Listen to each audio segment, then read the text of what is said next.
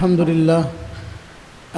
لله نحمده ونستعينه ونستغفره ونؤمن به ونتوكل عليه ونعوذ بالله من شرور أنفسنا ومن سيئات أعمالنا من يهده الله فلا مضل له ومن يضلله فلا هادي له ونشهد أن لا إله إلا الله وحده لا شريك له ونشهد أن سيدنا وسندنا ونبينا ومولانا محمدا عبده ورسوله أما بعد فأعوذ بالله من الشيطان الرجيم بسم الله الرحمن الرحيم وما آتاكم الرسول فخذوه وما نهاكم عنه فانتهوا واتقوا الله وقال الله تعالى يا أيها الذين آمنوا اتقوا الله وكونوا مع الصادقين آمنت بالله صدق الله العظيم وصدق رسوله النبي الكريم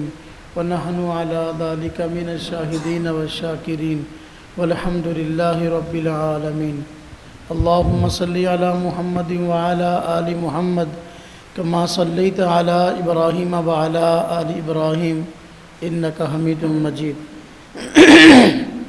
اللهم بارك على محمد وعلى آل محمد كما باركت على إبراهيم وعلى آل إبراهيم إنك حميد مجيد اللہ تبارک و تعالیٰ نے ہم سب پہ بڑا کرم اور بڑا احسان فرمایا کہ ہم سب کو ایمان کی دولت سے سرفراز فرمایا ہے۔ اس دنیا میں ایمان سے بڑھ کر کسی چیز کی قیمت نہیں ہے۔ جس معاشرے میں ہم زندگی گزار رہے ہیں، اس معاشرے میں ایمان کو بگاڑنے کے لیے اور بندے کی نیکیوں کو ضائع کرنے کے لیے بہت ساری تحریکیں، بہت ساری جماعتیں چل رہی ہیں، اور جانے اور انجانے، دیدہ نہ دانستہ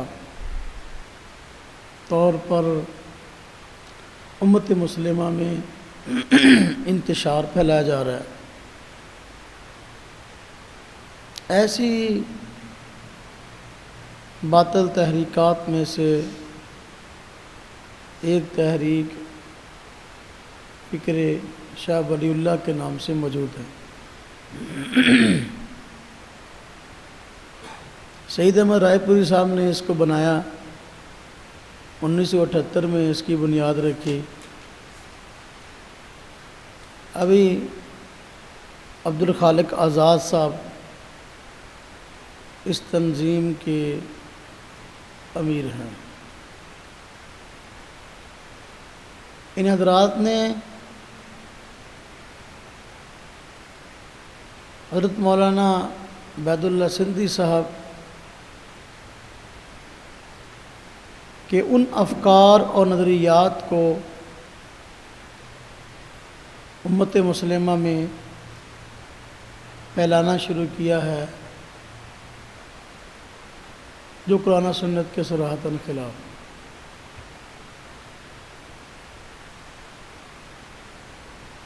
مولانا عبید اللہ سندھی صاحب ہندوستان سے جلا وطن ہوئے، مختلف علاقوں کا سفر کیا، افغانستان گئے، روس گئے، ماسکو میں قیام کیا، ترکی گئے، پھر ہندوستان واپس آئے تو روس کے مادی انقلاب سے متاثر ہوئے اور کئی ایک طرح کے ایسے نظریات اختیار کیے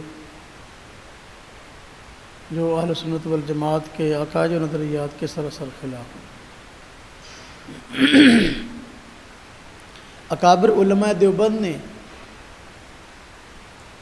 20 کے قریب چھوٹے بڑے رسائل ان کے افکار اور نظریات کے رد پہ لکھے، جیسا کہ اس سے پہلے میں نے نشست میں ان کا تذکرہ کیا تھا۔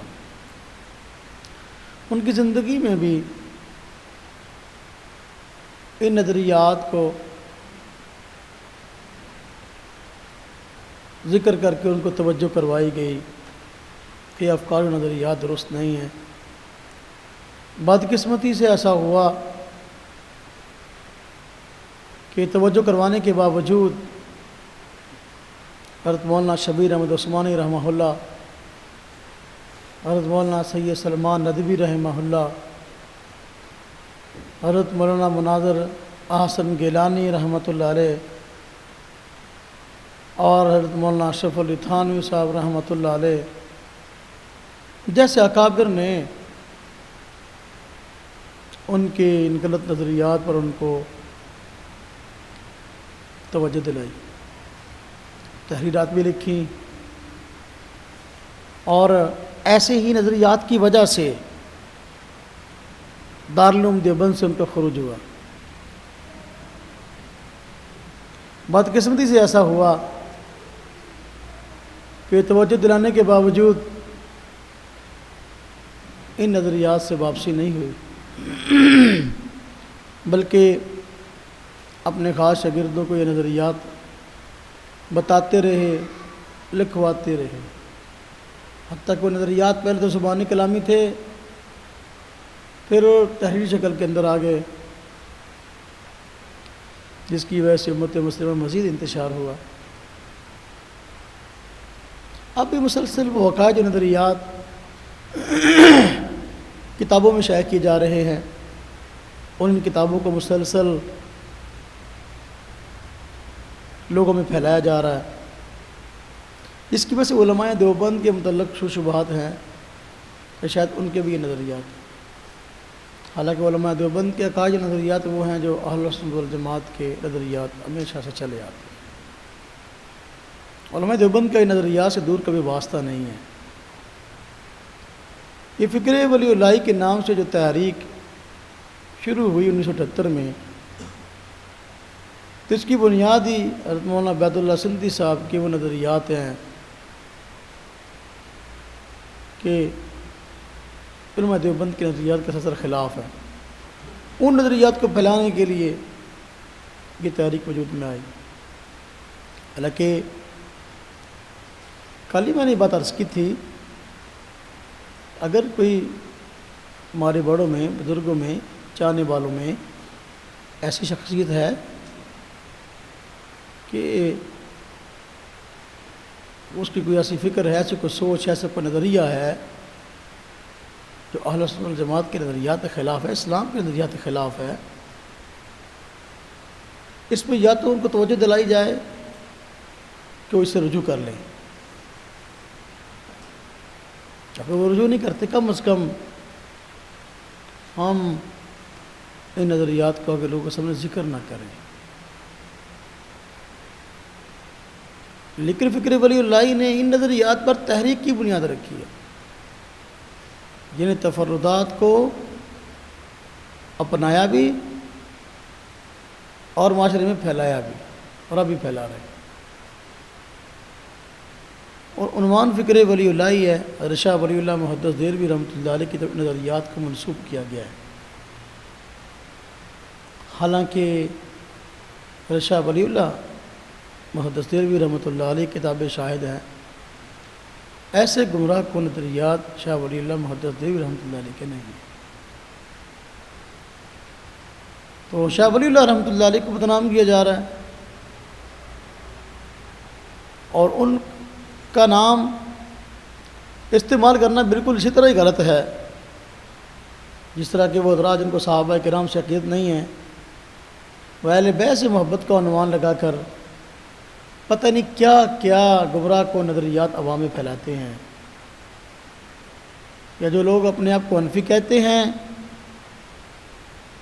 اور علماء دیوبند سے ان کو عقیدت نہیں ہے، وہ بزرگان دین اور پیران پیر حضرت شیخ عبد القادر جیلانی کا نام لے کر پتہ نہیں کیا کیا نظریات عوام میں پھیلاتے ہیں۔ تو کسی نہ کسی ایک شخصیت کو پکڑ کر اس کی شخصیت کو بہانہ بنا کر عوام کے اندر گمراہ کو نظریات کو پھیلانا یہ کوئی اہل حق کا شیوہ نہیں ہے، یہ ہمیشہ سے گمراہ فرقوں کا وتیرہ رہا ہے۔ اللہ پاک نے ہمیں قرآن و سنت عطا کیا ہے، عقائد اور نظریات میں تقلید نہیں ہوتی، تقلید تو مسائل اجتہادیہ میں ہوتی ہے۔ تو یہاں عقائد میں بھی جو ہے نا وہ سارا کا سارا معاملہ یہ کہ بس اسی شخصیت کی جو ہے نا ہم نے افکار کو پھیلانا ہے، بس اسی پہ بنیاد ہے۔ اور سارے کے سارے افکار دیکھا جائے تو ایک ہی بات کے گرد گھومتے ہیں، وہ ہے اشتراکیت۔ جو بھی کتابیں مولانا عبید اللہ سندھی رحمۃ اللہ علیہ کی ہیں یا ان کی طرف منسوب کی جاتی ہیں، ان میں بنیادی طور پر اشتراکیت کو ہی جو ہے نا وہ سارے کا سارا دین کا خلاصہ سمجھ لیا گیا ہے۔ بہرکیف یہ بڑی خطرناک بات ہے کہ وہ کتابیں مسلسل اب تک چھپ رہی ہیں جن کو پہلے ہمارے اکابر نے کہا بھی ایسی کتابیں نہ چھپے، جس طرح کی یہ کتاب ہے افادات و ملفوظات کے نام سے پروفیسر سرور صاحب نے یہ مولانا عبید اللہ سندھی صاحب کے افادات و ملفوظات اکٹھے کیے ہیں۔ اب حضرت مولانا مناظر حسن گیلانی صاحب رحمۃ اللہ علیہ نے باقاعدہ اس پہ تفصیلی رد لکھا، راج نہیں پہلے اگر کوئی بندہ اصلاح چاہتا ہے تو کتاب کو نہ چھاپے،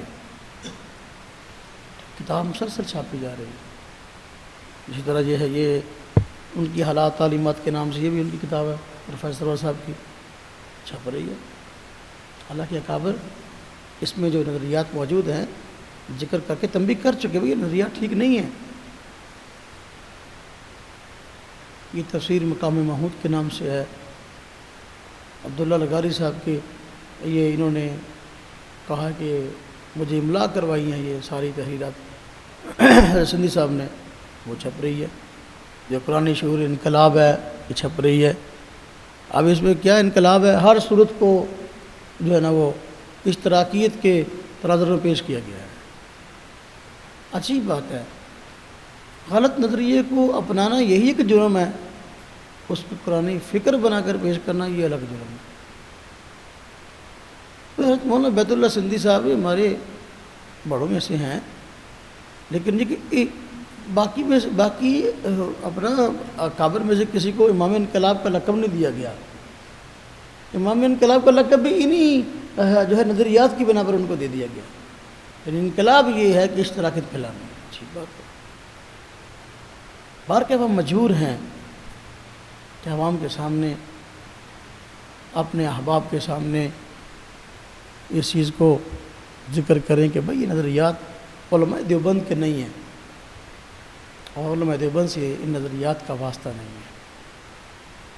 اب ان شخصیات میں سے کچھ شخصیت ایسی نہیں ہے، عبداللہ لغاری صاحب یا پروفیسر سرور صاحب یا یہ اپنا جو مولانا بشیر فاروقی کیا ہے جنہوں نے یہ مرتب کیا ہے، کوئی ایسا بندہ نہیں جو ان کے ہاں غیر معتبر ہو۔ یہ سارے کے سارے بشیر احمد لدھیانوی صاحب کوئی بندہ ایسا نہیں، یا ظفر حسن ایبک ہے، کوئی بندہ جو ہے وہ ان کے یہاں غیر معتبر نہیں ہے، بلکہ یہ کتابیں ان حضرات کے نصاب میں شامل ہیں۔ کہ ولی اللہ والوں نے اپنی تنظیم اپنی جماعت کے کارکن حضرات کے جو نصاب مقرر کیا ان کے نصاب میں شامل ہے کتاب۔ تو اب بندہ کیسے کہہ سکتا ہے کہ بھئی ان کے نظریات نہیں ہیں؟ تو اب ان نظریات کو سنیں گے تو اب خود پریشان ہو جائیں گے، بھئی یہ نظریات بندہ کیسے اپنا سکتا ہے۔ یہ دیکھیں، میں عرض کیا کہ تحریک کی بنیاد اس دنیا میں اشتراکیت کو پھیلانے پہ ہے، اشتراکی نظام کو دنیا میں رائج کرنا ہے۔ چونکہ حضرت سندھی صاحب ماسکو میں رہے ہیں اور وہ ان کے نظام سے متاثر ہوئے ہیں، اور اس دور میں اشتراکیت کا عروج بھی تھا، تو اس لیے انہوں نے سمجھ لیا مستقبل میں بھی عروج ہوگا، لیکن آج اشتراکیت کا جو حشر ہوا ہے سب لوگ جانتے ہیں۔ خود روس کی ریاستیں اس سے آزاد ہوئیں اور یہ نظام کفر تو تھا ہی،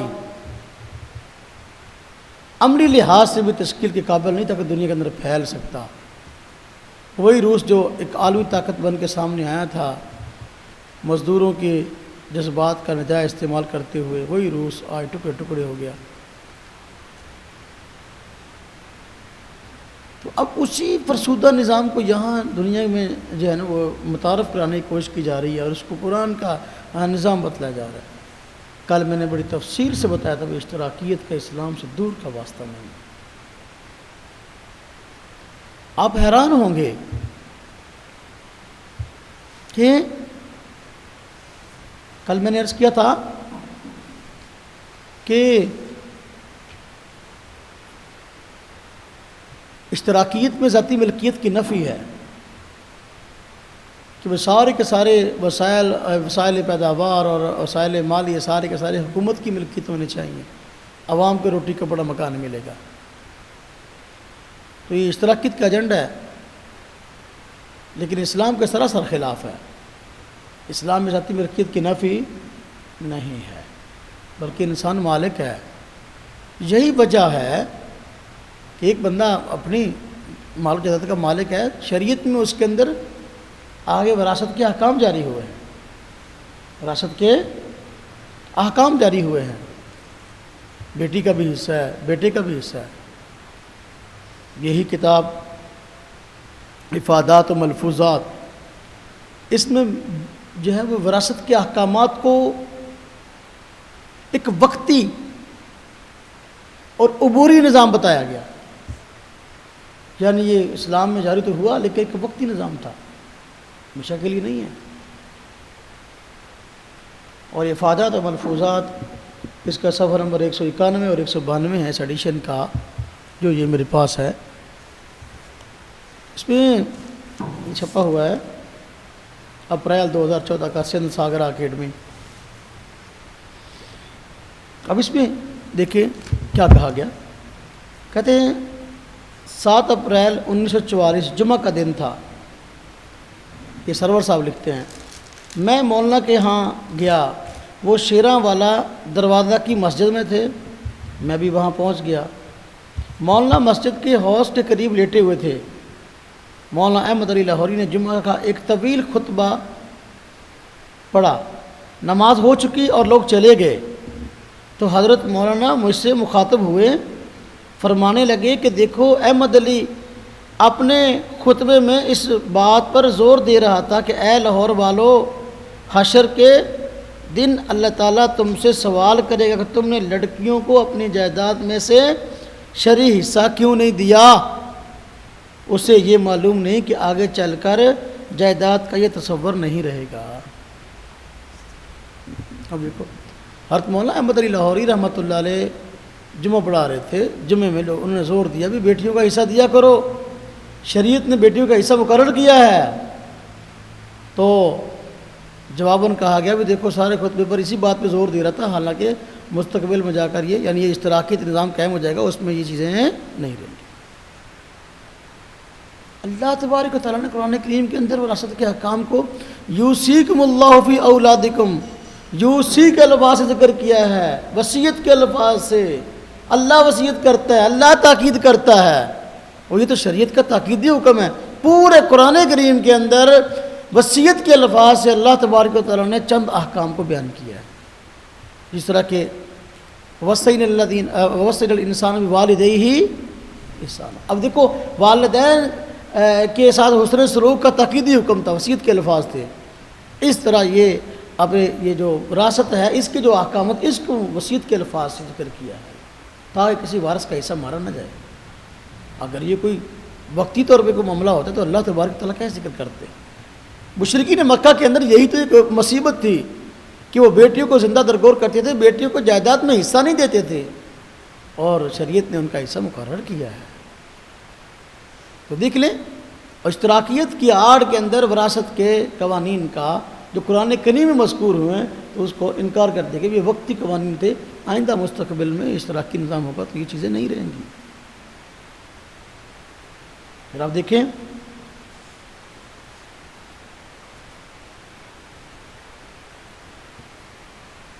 یہی افادات و ملفوظات ہیں، ذاتی ملکیت کی نفی کی گئی، صفحہ 196 ہے۔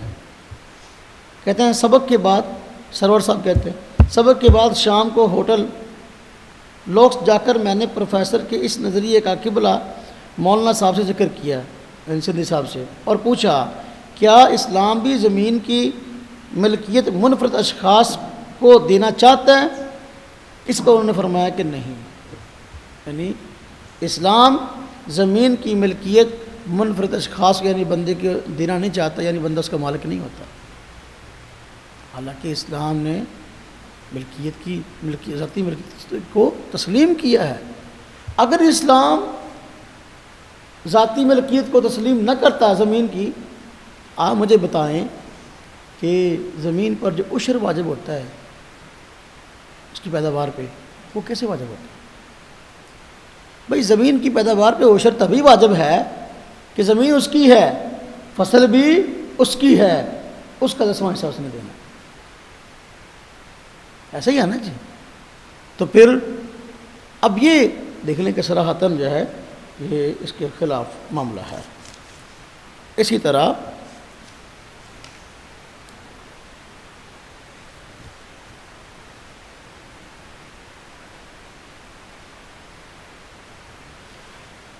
شریعت نے مختلف جرائم کی سزائیں مقرر کی ہیں،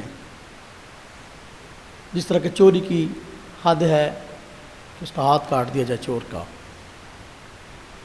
زنا کی حد ہے رجم ہے، ہاں جی، اور شراب کی حد کوڑے ہیں، اس طرح حدود ہیں مقرر ہے شریعت کی۔ اب یہ حدود کا نفاذ اسلامی حکومت کا حصہ ہے، لیکن اس کو ایک مثال کہہ کر، وہ تو ایک ٹھیک ہے سزا دینی چاہیے، لیکن یہ تو ایک مثال ہے، اس کی مثال کی حیثیت ہے کہ حکومت وقت جو چاہے وقت کے تقاضے کے مطابق سزا دے یا نہ دے، یہ ایک مثال کی حیثیت ہے جو بیان ہوئی ہے، اس کی سزا ہے۔ اب فرمایا نہیں کہ السارق والسارقۃ فاقطعوا ایدیہما نکالا من اللہ، ہاں جی، جزاء بما کسبا نکالا من اللہ۔ اب یہ دیکھیں کیا کہتے ہیں اسلامی حدود کے متعلق، کہتے ہیں کہ مزید برآں، یہ سرور صاحب افادات ملفوظات کتاب ہے، صفحہ نمبر اس کا 224 اور 25 ہے، کہتے ہیں مزید برآں اسلام کے احکام بھی جن سے عبارت شریعت یعنی قوانین و ضوابط میں جس شکل میں کہ وہ ایک زمانے میں تھے اس شکل میں ہمیشہ نہیں رہیں گے، اور تو اور شاہ ولی اللہ کی تعلیمات کی روشنی میں مولانا سندھی یہ کہتے تھے قرآن مجید میں بعض جرائم کی جو سزائیں مذکور ہیں ان کی حیثیت محض مثال کسی ہے، اور لازمی نہیں کہ یہ زمانے میں ان کو اس شکل میں نافذ کیا جائے، لازمی نہیں کہ ہر زمانے میں ان کو اس شکل میں نافذ کیا جائے۔ دیکھ لیں کہ یہ سزائیں یہ تو قرآن کریم میں احادیث طیبہ میں موجود ہیں اور خلافت اسلامیہ میں قائم ہوئی، کہتے یہ تو ایک مثال تھی، بس مثال کی حیثیت ہے، تو مثال کے طور پر کہا بھی یوں سزا دے لو، وگرنہ کوئی ضروری نہیں ہے سزائیں دینا، اور ہر زمانے میں ان سزاؤں کا جاری ہونا ضروری نہیں ہے، چونکہ اشتراکیت میں اس کا تصور نہیں ہے، اشتراکیت ان حدود کا انکار کرتی ہے، لہذا اس کا انکار کر دیا گیا۔ یہ دیکھیں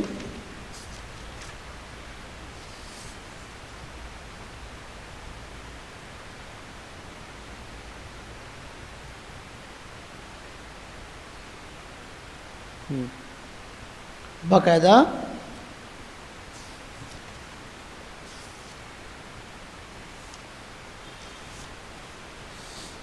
بقایا کامسٹ ہونا بھی مسلمان ہونے کے منافی نہیں، یعنی بندہ باقاعدہ کمیونسٹ بھی ہو جائے تب بھی مسلمان ہی رہتا ہے، اسلام کتنا پکا ہے۔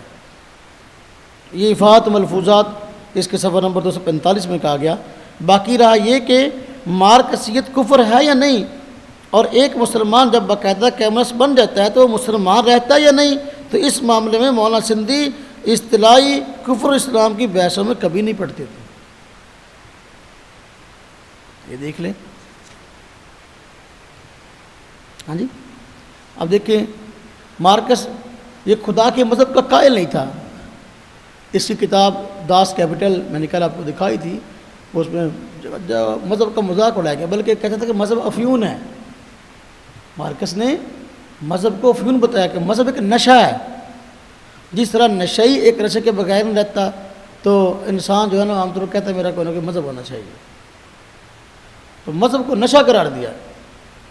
اور یہ جواہر لال اب ذرا ہندو تھا, لیکن اب کہتے ہیں کہ وہ اس کفر کو اب کیسے دیندار بتایا جا رہا ہے.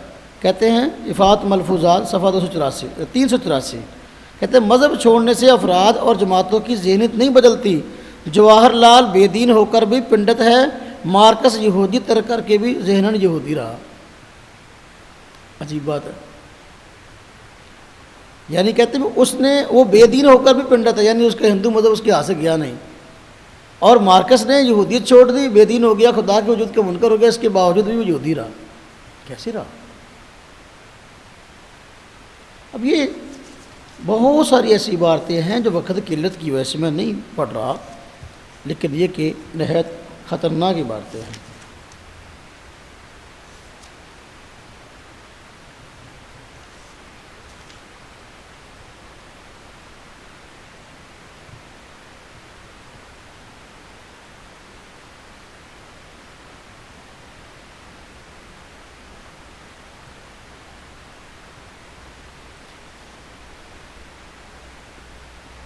بارکیف بات میں عرض کر رہا تھا کہ یہ نظریات جو عوام میں پھیلائے جا رہے ہیں,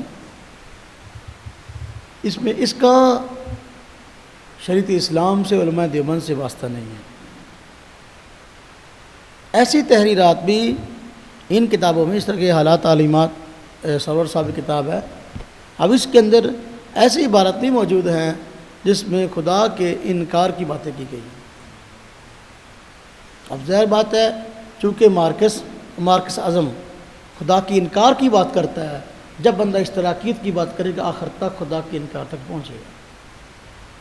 اور اس میں صفحہ نمبر حالات تعلیمات کا اس کا صفحہ نمبر 46 ہے. اس میں کہتے ہیں, سرور صاحب لکھ رہے ہیں کہ مولانا کا کہنا ہے کہ یہ اعتماد نفس ہے, اور انقلاب کے لیے ہی اعتماد نفس پہلی شرط ہے. مصوف فرماتے ہیں بزرگوں کی صحبت میں سالہ سال تک میری اس طرح تربیت ہوئی کہ آپ کے خیال میں انقلابی کو اپنے اوپر بڑا اعتماد ہوتا ہے. وہ نہ دوسروں کے عائد کردہ خدا کو مانتا ہے اور نہ ان کے اخلاق کے ٹھونسے ہوئے معیاروں کو. وہ سماج کا انکار کرتا ہے, حکومت کا انکار کرتا ہے, ماں باپ کے کہنے کو نہیں مانتا, دوستوں اور عزیزوں کا انکار کرتا ہے, لیکن اگر مانتا ہے تو صرف اس بات کو جسے وہ خود حق سمجھتا ہے. اب اس میں خصاف کہا گیا وہ نہ دوسروں کے عائد کردہ خدا کو مانتا ہے, یعنی خدا کے انکار تک پہنچ. جو بندہ انقلابی ہوتا ہے اس نے کوئی انقلاب لانا ہے تو وہ کسی کی نہیں سنتا, بس صرف اپنی سنتا ہے اور اپنی دوسروں کو سناتا ہے. دوسری بات ہے صفحہ نمبر 265 کی, کہ اگر میں اپنے مذہب کے علاوہ کسی دوسرے مذہب والے یا کسی ایسے آدمی کو جو سرے سے کسی مذہب کو نہیں مانتا انسانی فلاح و بہبود کا کام کرتا ہے دیکھوں تو میرے دل میں اس کے لیے محبت و عزت پیدا ہو جاتی ہے, کیونکہ شاہ صاحب کے اسی فکر کی روح سے انبیاء علیہ السلام کی تعلیم کا بھی اصل مقصد انسانیت کی فلاح بہبود ہے, اور یہ سماجی معاشی اصلاح کے بغیر ممکن نہیں ہے. یعنی کہتے ہیں میں اس بندے سے محبت کرتا ہوں جو مذہب کو مانے نہ مانے, لیکن لوگوں کی فلاح کے لیے کام کر رہا ہے, تو مجھے اس سے محبت ہے. اب خدا کو مانتا ہے نہیں مانتا ہے اس کا. اور دیکھیں آگے انبیاء علیہ السلام کی تعلیم کا مقصد بھی یہی ہے کہ بس یہ حکومت قائم ہو جائے, لوگوں کو سہولیت مل جائے, لوگ اچھی طرح زندگی گزاریں. انبیاء کی بعثت کا مقصد کیا ہے؟ لوگوں کو رب تعالیٰ کے احکام کی طرف متوجہ کرنا, لوگوں کو رب تعالیٰ کی رضا حاصل کرنے کی طرف مائل کرنا. لیکن یہاں مقصد کیا بتا دیا کہ بس مقصد لوگوں کی فلاح بہبود سوچو بس, یعنی کوئی ایسے نظام بنا دو جس سے لوگ خوشحال زندگی گزار سکیں, اشتراکیت آ جائے گی, سب کچھ حاصل ہو جائے گا. اب اشتراکی لوگ کہتے ہیں کائنات مادہ سے وجود میں آئی، ہم کہتے ہیں ہر چیز کا خالق اللہ ہے، انسان کو اللہ نے پیدا کیا، ہر چیز کو اللہ پاک نے پیدا کیا، مادہ سے کسی اتفاقی حادثہ کی وجہ سے وجود میں نہیں آئی، بلکہ رب تعالیٰ نے اس کو خود پیدا کیا اور ایک مقصد کے لیے پیدا کیا۔ لیکن یہاں دیکھیں افادات و ملفوظات صفحہ 212 میں کہا گیا، جہاں تک سوشلسٹ انقلاب کے بنیادی فلسفہ مارکسیت کا مادیت کا تعلق ہے کہ وہ کائنات کی آخری حقیقت ہے اور اس کے ماوراء اور کوئی وجود نہیں، مولانا ایسے نہیں مانتے تھے، لیکن وہ اس نظریہ کا سرے سے من کل وجہ انکار بھی نہیں کرتے تھے۔ مولانا فرماتے تھے مارکسیت کا یہ نظریہ کلی حقیقت کا ایک جزوی ادراک ہے، اور ایسے ہم یہ نہیں کہہ سکتے کہ یہ کلی حقیقت کا بالکل انکار ہے۔ مولانا کے نزدیک اس کا منکر اور کافر وہ ہوتا ہے جو یہ مانے کہ دنیا حق پر نہیں ہے، باطل پر پیدا کی گئی ہے، اور مارکسیت دنیا کو ایسا نہیں مانتی۔ یہ مارکس کے نظریے کو تسلیم کیا گیا کہ بن کل وجوہ ہم اس کو غلط نہیں کہتے۔ کہ دیکھیے اگلی عبارت ہے اس کی صفحہ 216، کہتے ہیں اسلام در اصل ان دونوں تصورات کا جامع ہے نا۔ قرآن پاک میں ربنا آتنا فی الدنیا حسنہ وفی الآخرۃ حسنہ، آپ دیکھیں اب آتنا فی الدنیا حسنہ کیا ہے؟ اشتراکیت۔ کہتے ہیں کہ اسلام در اصل ان دونوں تصورات کا جامع ہے، آتنا فی الدنیا حسنہ، ہاں جی، فی الآخرۃ حسنہ اس کا شعار ہے۔ اگر ہم مادی فکر کا سرے سے انکار کر دیں تو انسانیت نے اس 200 برس کے عرصہ میں جو سائنسی اور دوسری ترقی کی ہے اس کا انکار لازم آتا ہے۔ اس لیے ہم اس کا مادیت کا انکار نہیں، مادی فکر کا انکار نہیں کر سکتے۔ اچھا، میں چاہتا ہوں کہ یورپ کے اس مادی تصور کو کما حقہ مان لیا جائے، یعنی سائنس کی ترقیات کو زندگی کی اساس کی حیثیت دی جائے، لیکن وہ مادہ کو حقیقت الحقائق یعنی آخری حقیقت نہ مانا جائے، بلکہ مادہ سے آگے وجود مانے اور یہ وجود کا فیضان سمجھا جائے۔ اب دیکھیں یہ سائنس کو مان لیں، اس سائنس نے تو خود اس کا انکار کر دیا۔ ٹھیک ہے، ڈارون اور اس کے ہم نواؤں نے یہ کہا تھا بھی ہاں جی مادہ سے وجود میں آئی ہے کائنات، اور نظریہ ارتقاء اس نے پیش کیا اور کہا انسان جو ہے یہ بندر کی ترقیاتہ شکل ہے، لیکن آج سائنس خود اس نظریہ کو رد کر چکی اور یہ نظریہ خود فرسودہ ہو چکا۔ جب جس نظریے کو سائنس رد کر چکی، آج ہم ان نظریات کو، فرسودہ نظریات کو جو سائنس کی نظر میں بھی وقت نہیں رکھتے، آج ان کو پھیلانے کے چکر کے اندر، اور لوگ کہہ رہے ہیں کہ بھئی آفت اسی میں ہے، بھئی اس نظریے کو مان لیا جائے۔ ذات باری تعالیٰ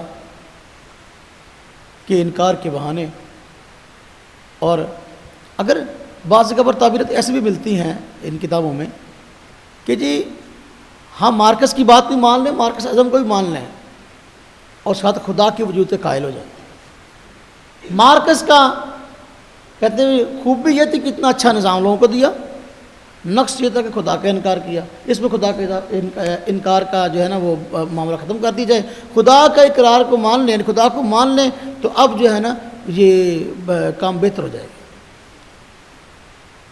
یعنی جو مادی نظریہ پیش کیا وہ ویسے ہی لے لیں اور صرف خدا کے وجود سے قائل ہو جائے، پھر بھی یہ اسلام کیسے بنے گا؟ پھر بھی یہ اسلام کیسے؟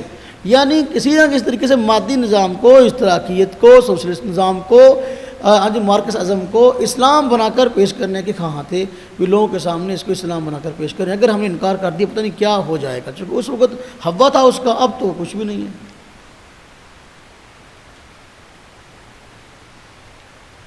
آپ جانتے ہیں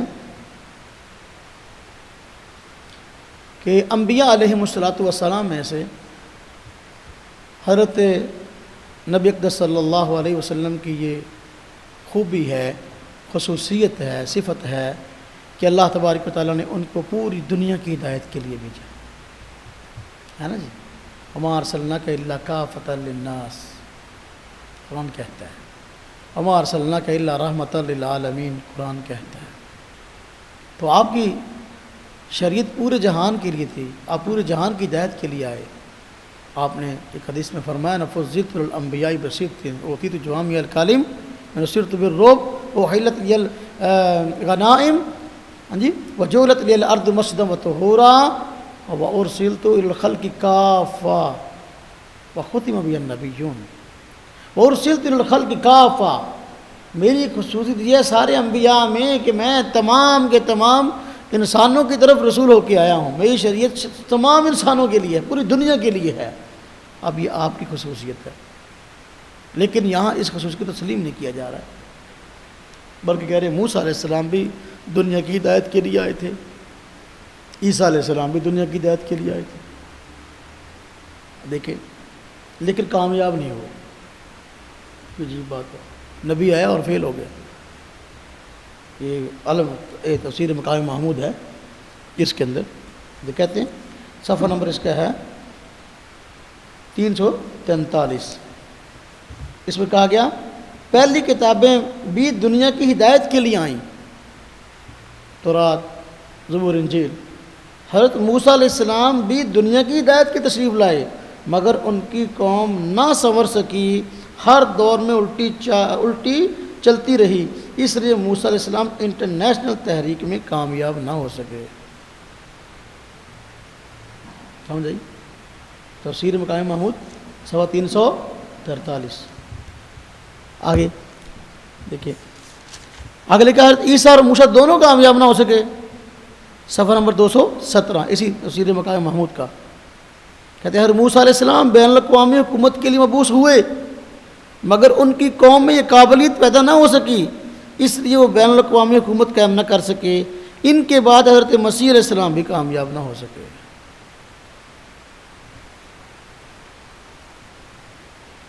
اللہ اکبر. ہاں جی, اب حضور نبی پاک صلی اللہ علیہ وسلم کی یہ خصوصیت حدیث پاک میں آئی ہے کہ آپ سارے جہانوں کے لیے آئے ہیں.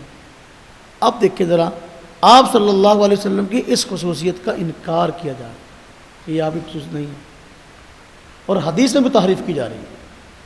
چنانچہ اسی تفسیر مقام محمود کے اندر صفحہ 343 ہے, لکھا کہتے ہیں حضرت صلی اللہ علیہ وسلم بھی اسی مشن کو لے کر دنیا میں آئے, اور آپ اس عظیم الشان مقصد میں کامیاب نکلے.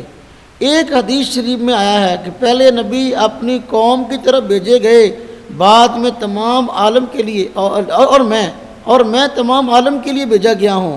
یعنی گزشتہ انبیاء اسی مشن کو لے کر آئے, مگر ان کی کامیابی ان کی قوم کی حد تک محدود رہی, اور حضرت صلی اللہ علیہ وسلم کی کامیابی مکمل کامیابی تھی. حدیث میں بھی تبدیلی کر, معنی میں تعریف کر.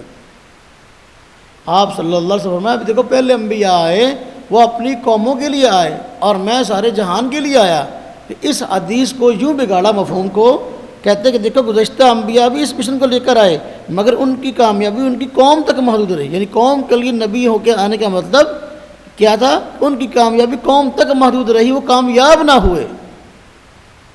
ایک تو اس سے پہلے انبیاء کی توہین کا پہلو نکال دیا, اور دوسرا حضور نبی پاک صلی اللہ علیہ وسلم کے اس منصب کو, آپ کی خصوصیت کو نہ مانا, اس کا انکار کر دیا. حدیث کا معنی یوں بگاڑ دیا گیا. حضرت آدم علیہ السلام سے بھول ہوئی. اللہ تبارک و تعالیٰ نے فرمایا تھا بھی وہ فلاں درخت اس کا پھل نہ کھانا, لیکن انہوں نے کھا لیا. قرآن نے کیا فرمایا, فنسی آدم, حضرت آدم بھول گئے, ولم نجد لہ عزما, جان بوجھ کر کام نہیں کیا. وہ بندہ بھول کر کام کرے گناہ ہوتا ہے, بھول کر کام ہو جائے تو گناہ نہیں ہے, اس لیے گناہ نہیں تھا, یہ تو بھول تھی.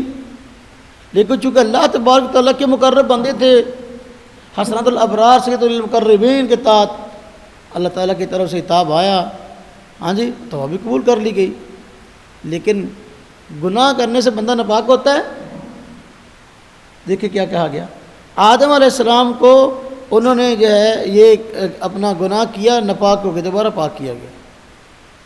فَإِمَّا يَأْتِيَنَّكُم مِّنِّي هُدًى, اس کی تفسیر میں, یہ تفسیر مقام محمود ہے صفحہ 232. اس قسم کی غلطیوں سے بچنے کے لیے آئندہ اس طرح روک تھام کی جاتی ہے کہ تمہارے پاس ہماری طرف سے نبی آئیں گے, اور اگر ان کی پیروی کرتے رہو گے تو جس طرح آدم علیہ السلام کو عصر نو پاک کر کے بزرگی دی گئی ہے اس طرح بخت کو دی جائے گی۔ آدم علیہ السلام کو عصر نو پاک کر کے بزرگی دی گئی، یعنی اب آدم علیہ السلام اس کام کرنے کی وجہ سے ناپاک ہو گئے تھے۔ انبیاء علیہ السلام کی شان نشان کلمات نہیں ہیں، صراحتاً انبیاء علیہ السلام کی توہین کا پہلو نکلتا ہے۔ اب دیکھیں حضور نبی پاک صلی اللہ علیہ وسلم کو گناہ گار بتایا جا رہا ہے، حالانکہ انبیاء علیہ السلام گناہ نہیں کرتے۔ تو لیکن دیکھیں یہ کتاب قرآن شعور انقلاب کی کتاب ہے، جی قرآن شعور انقلاب بشیر احمد لدھیانوی صاحب اس کے مرتب ہیں، اور مولانا عبید اللہ سندھی صاحب کی تفسیری افادات کا مجموعہ بتایا جاتا ہے اس کو۔ اور اس کے اوپر کتاب کے شروع میں تصدیق ہے، سید احمد رائے پوری صاحب کی تقریر لکھی ہوئی ہے، جو فکر ولی اللہ کے بانی، اور چھاپی بھی خود انہیں رہی ہیں، مطبوعات ان کی ہیں، اور ابھی جو موجودہ امیر ہے عبد الخالق آزاد صاحب اس کی بھی اس کے شروع میں مقدمہ وغیرہ لگا ہوا ہے۔ اب کیا ہے اس میں؟ کہتے ہیں وہ لیغفر لک اللہ ما تقدم من ذنبک وما تاخر، اس کے تحت کہتے ہیں اس آیت سے معلوم ہوتا ہے کہ حضرت محمد صلی اللہ علیہ وسلم کو ان کی پہلی اور پچھلی غلطیوں کی معافی کی اطلاع دی جا رہی ہے، اور جو لوگ نبیوں کو عام طور پر اور آن علیہ وسلم کو خاص طور پر معصوم مانتے ہیں اور عقلی طور پر اس کے سوا چارہ نہیں کہ انہیں معصوم مانا جائے، ان کے لیے یہ دماغ میں چپنے والا فکر ہے، ان کے لیے یعنی یہ گناہوں کا جو اپنا معاملہ ہے ان کے لیے، یعنی جو لوگ انبیاء کو معصوم مانتے ہیں ان کے لیے یہ عجیب فکر ہے۔ پھر آگے تفصیل سے اس پہ بات کی گئی اسی کتاب میں صفحہ 212 میں اور صفحہ 256 میں 255 میں، عبارت لمبی ہیں۔ کہا گیا کہ دیکھو حضور نبی پاک صلی اللہ علیہ وسلم امت جو صحابہ کرام تھے ان کو غلطیوں سے روکنے کے لیے آئے تھے، اور جنہوں نے وہ غلطیاں کی ہیں چونکہ آپ صلی اللہ علیہ وسلم ان کے لیڈر تھے، لیڈر ہونے کی وجہ سے ان کے گناہوں کی غلطیوں کو ذمہ دار ہیں، یعنی امت کے گناہوں کا خمیازہ حضور پہ ڈال دیا، وہ لیڈر ہیں جی۔ کیا کہا گیا؟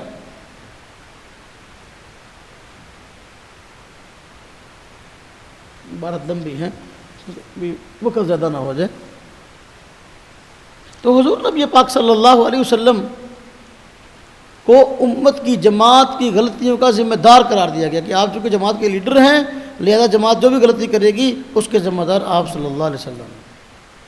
حالانکہ انبیاء کی ذمہ داری دین پہنچانے کی ہے، یہی ہے نا، ان علی کا الل بلا، دین کی بات پہنچانے کی ہے۔ اب اگر جو ہے وہ امت میں کوئی بندہ کوئی گناہ کرتا ہے اور اس پہ دین کی بات پہ عمل نہیں کرتا تو اس کا حضور ذمہ دار کیسے ہیں؟ پھر آگے دیکھیں قرآن کریم ہے، قرآن کریم میں نے عرض کیا کہ یہ پوری کتاب کا موضوع یہی ہے کہ قرآن پاک کی آیات کو اشتراکیت کی دلیل بنا کے پیش کرنا ہے، حالانکہ اشتراکیت صراحتاً قرآن کے خلاف نظام ہے۔ اب اس کے لیے قرآن کریم کی آیات میں تعریف مان کے کی جا رہی ہے کہ اس کو کسی نہ کسی اشتراکیت میں فٹ کیا جا رہا ہے۔ قرآن پاک کی آیت ہے، یہ لمبی عبارت ہے، قرآن پاک میں ہے نہیں فَهَلْ يَنظُرُونَ إِلَّا السَّاعَةَ تَأْتِيهِمْ بَغْتَةً۔ میں آپ سے پوچھتا ہوں، ابو علماء بیٹھے ہیں یہاں الساعہ سے مراد کیا ہے؟ کیا ہے؟ قیامت ہے نا، وہ کہتے ہیں یہ گھڑی ہے اشتراکیت والی، سمجھائی؟ اشتراکی نظام کو پھیلانے کا وقت ہے، اچانک آ جائے گا، ابھی تک آیا تو نہیں۔ پھر یہ سورہ توبہ کی آیات کے تحت یہ بات کی گئی ہے۔ قرآن شعور انقلاب صفحہ 211 اور 210، فَهَلْ يَنظُرُونَ إِلَّا السَّاعَةَ تَأْتِيهِمْ بَغْتَةً، یہ اس سے مراد جو ہے وہ یہی اشتراکیت گھڑی ہے نظام قائم کرنے کی۔ اور فرمایا اَتَىٰ أَمْرُ اللَّهِ فَلَا تَسْتَعْجِلُوا، امر اللہ کون سا امر ہے؟ قیامت ہے، یہاں کہتے ہیں نہیں یہ اشتراکی نظام ہے۔ اچھا، حضور نبی اکرم صلی اللہ علیہ وسلم اس دنیا میں کس لیے آئے؟ ہدایت دینے کے لیے، توحید پھیلانے کے لیے، شرک کا خاتمہ کرنے کے لیے، دوسرے ادیان پر دین اسلام کو غالب کرنے کے لیے. لیکن یہاں اشتراکیت کو غالب کرنے کا مقصد بتایا گیا کہ حضور اس لیے آئے ہیں کہ اشتراکی نظام غالب کریں. والذی ارسل رسولہ بالہدی ودین الحق لیظہرہ علی الدین کلہ. اس قرآن کریم کی آیت کو اشتراکی تو فٹ کے جا رہا ہے بھی اشتراکی نظام کا غلبہ ہو حضور کے ذریعے آپ کے آنے کے بے شک کا مقصد ہے. جو نظام صراحتاً کفر ہے، اسلام کے مد مقابل نظام ہے، حضور نبی پاک صلی اللہ علیہ وسلم کی بعثت کا مقصد اس نظام کو بتایا جائے گا. آپ اس لیے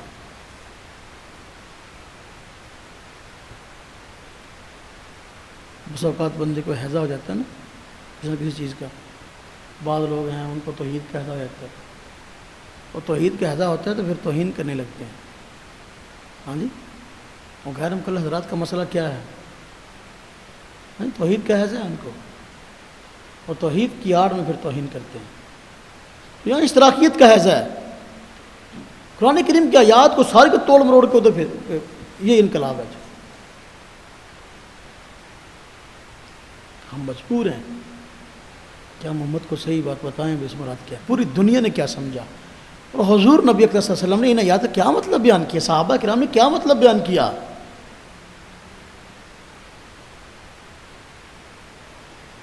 اب دیکھیں قرآن کریم کے متعلق بعض ایسی باتیں ہیں جیسے میں نے عرض کیا کہ یہ پوری کتاب کا موضوع یہی ہے. میں بطور مثال کے آپ کو پیش کیے ہیں، وقت اتنا نہیں ہے، اور آیت کا مطلب توڑ مروڑ کے جو اشتراکیت پر لے گئے ہیں. قرآن کریم کے اندر منسوخ آیات موجود ہیں کہ نہیں؟ موجود ہیں. نسخ کا انکار کس نے کیا؟ یہودیت نے.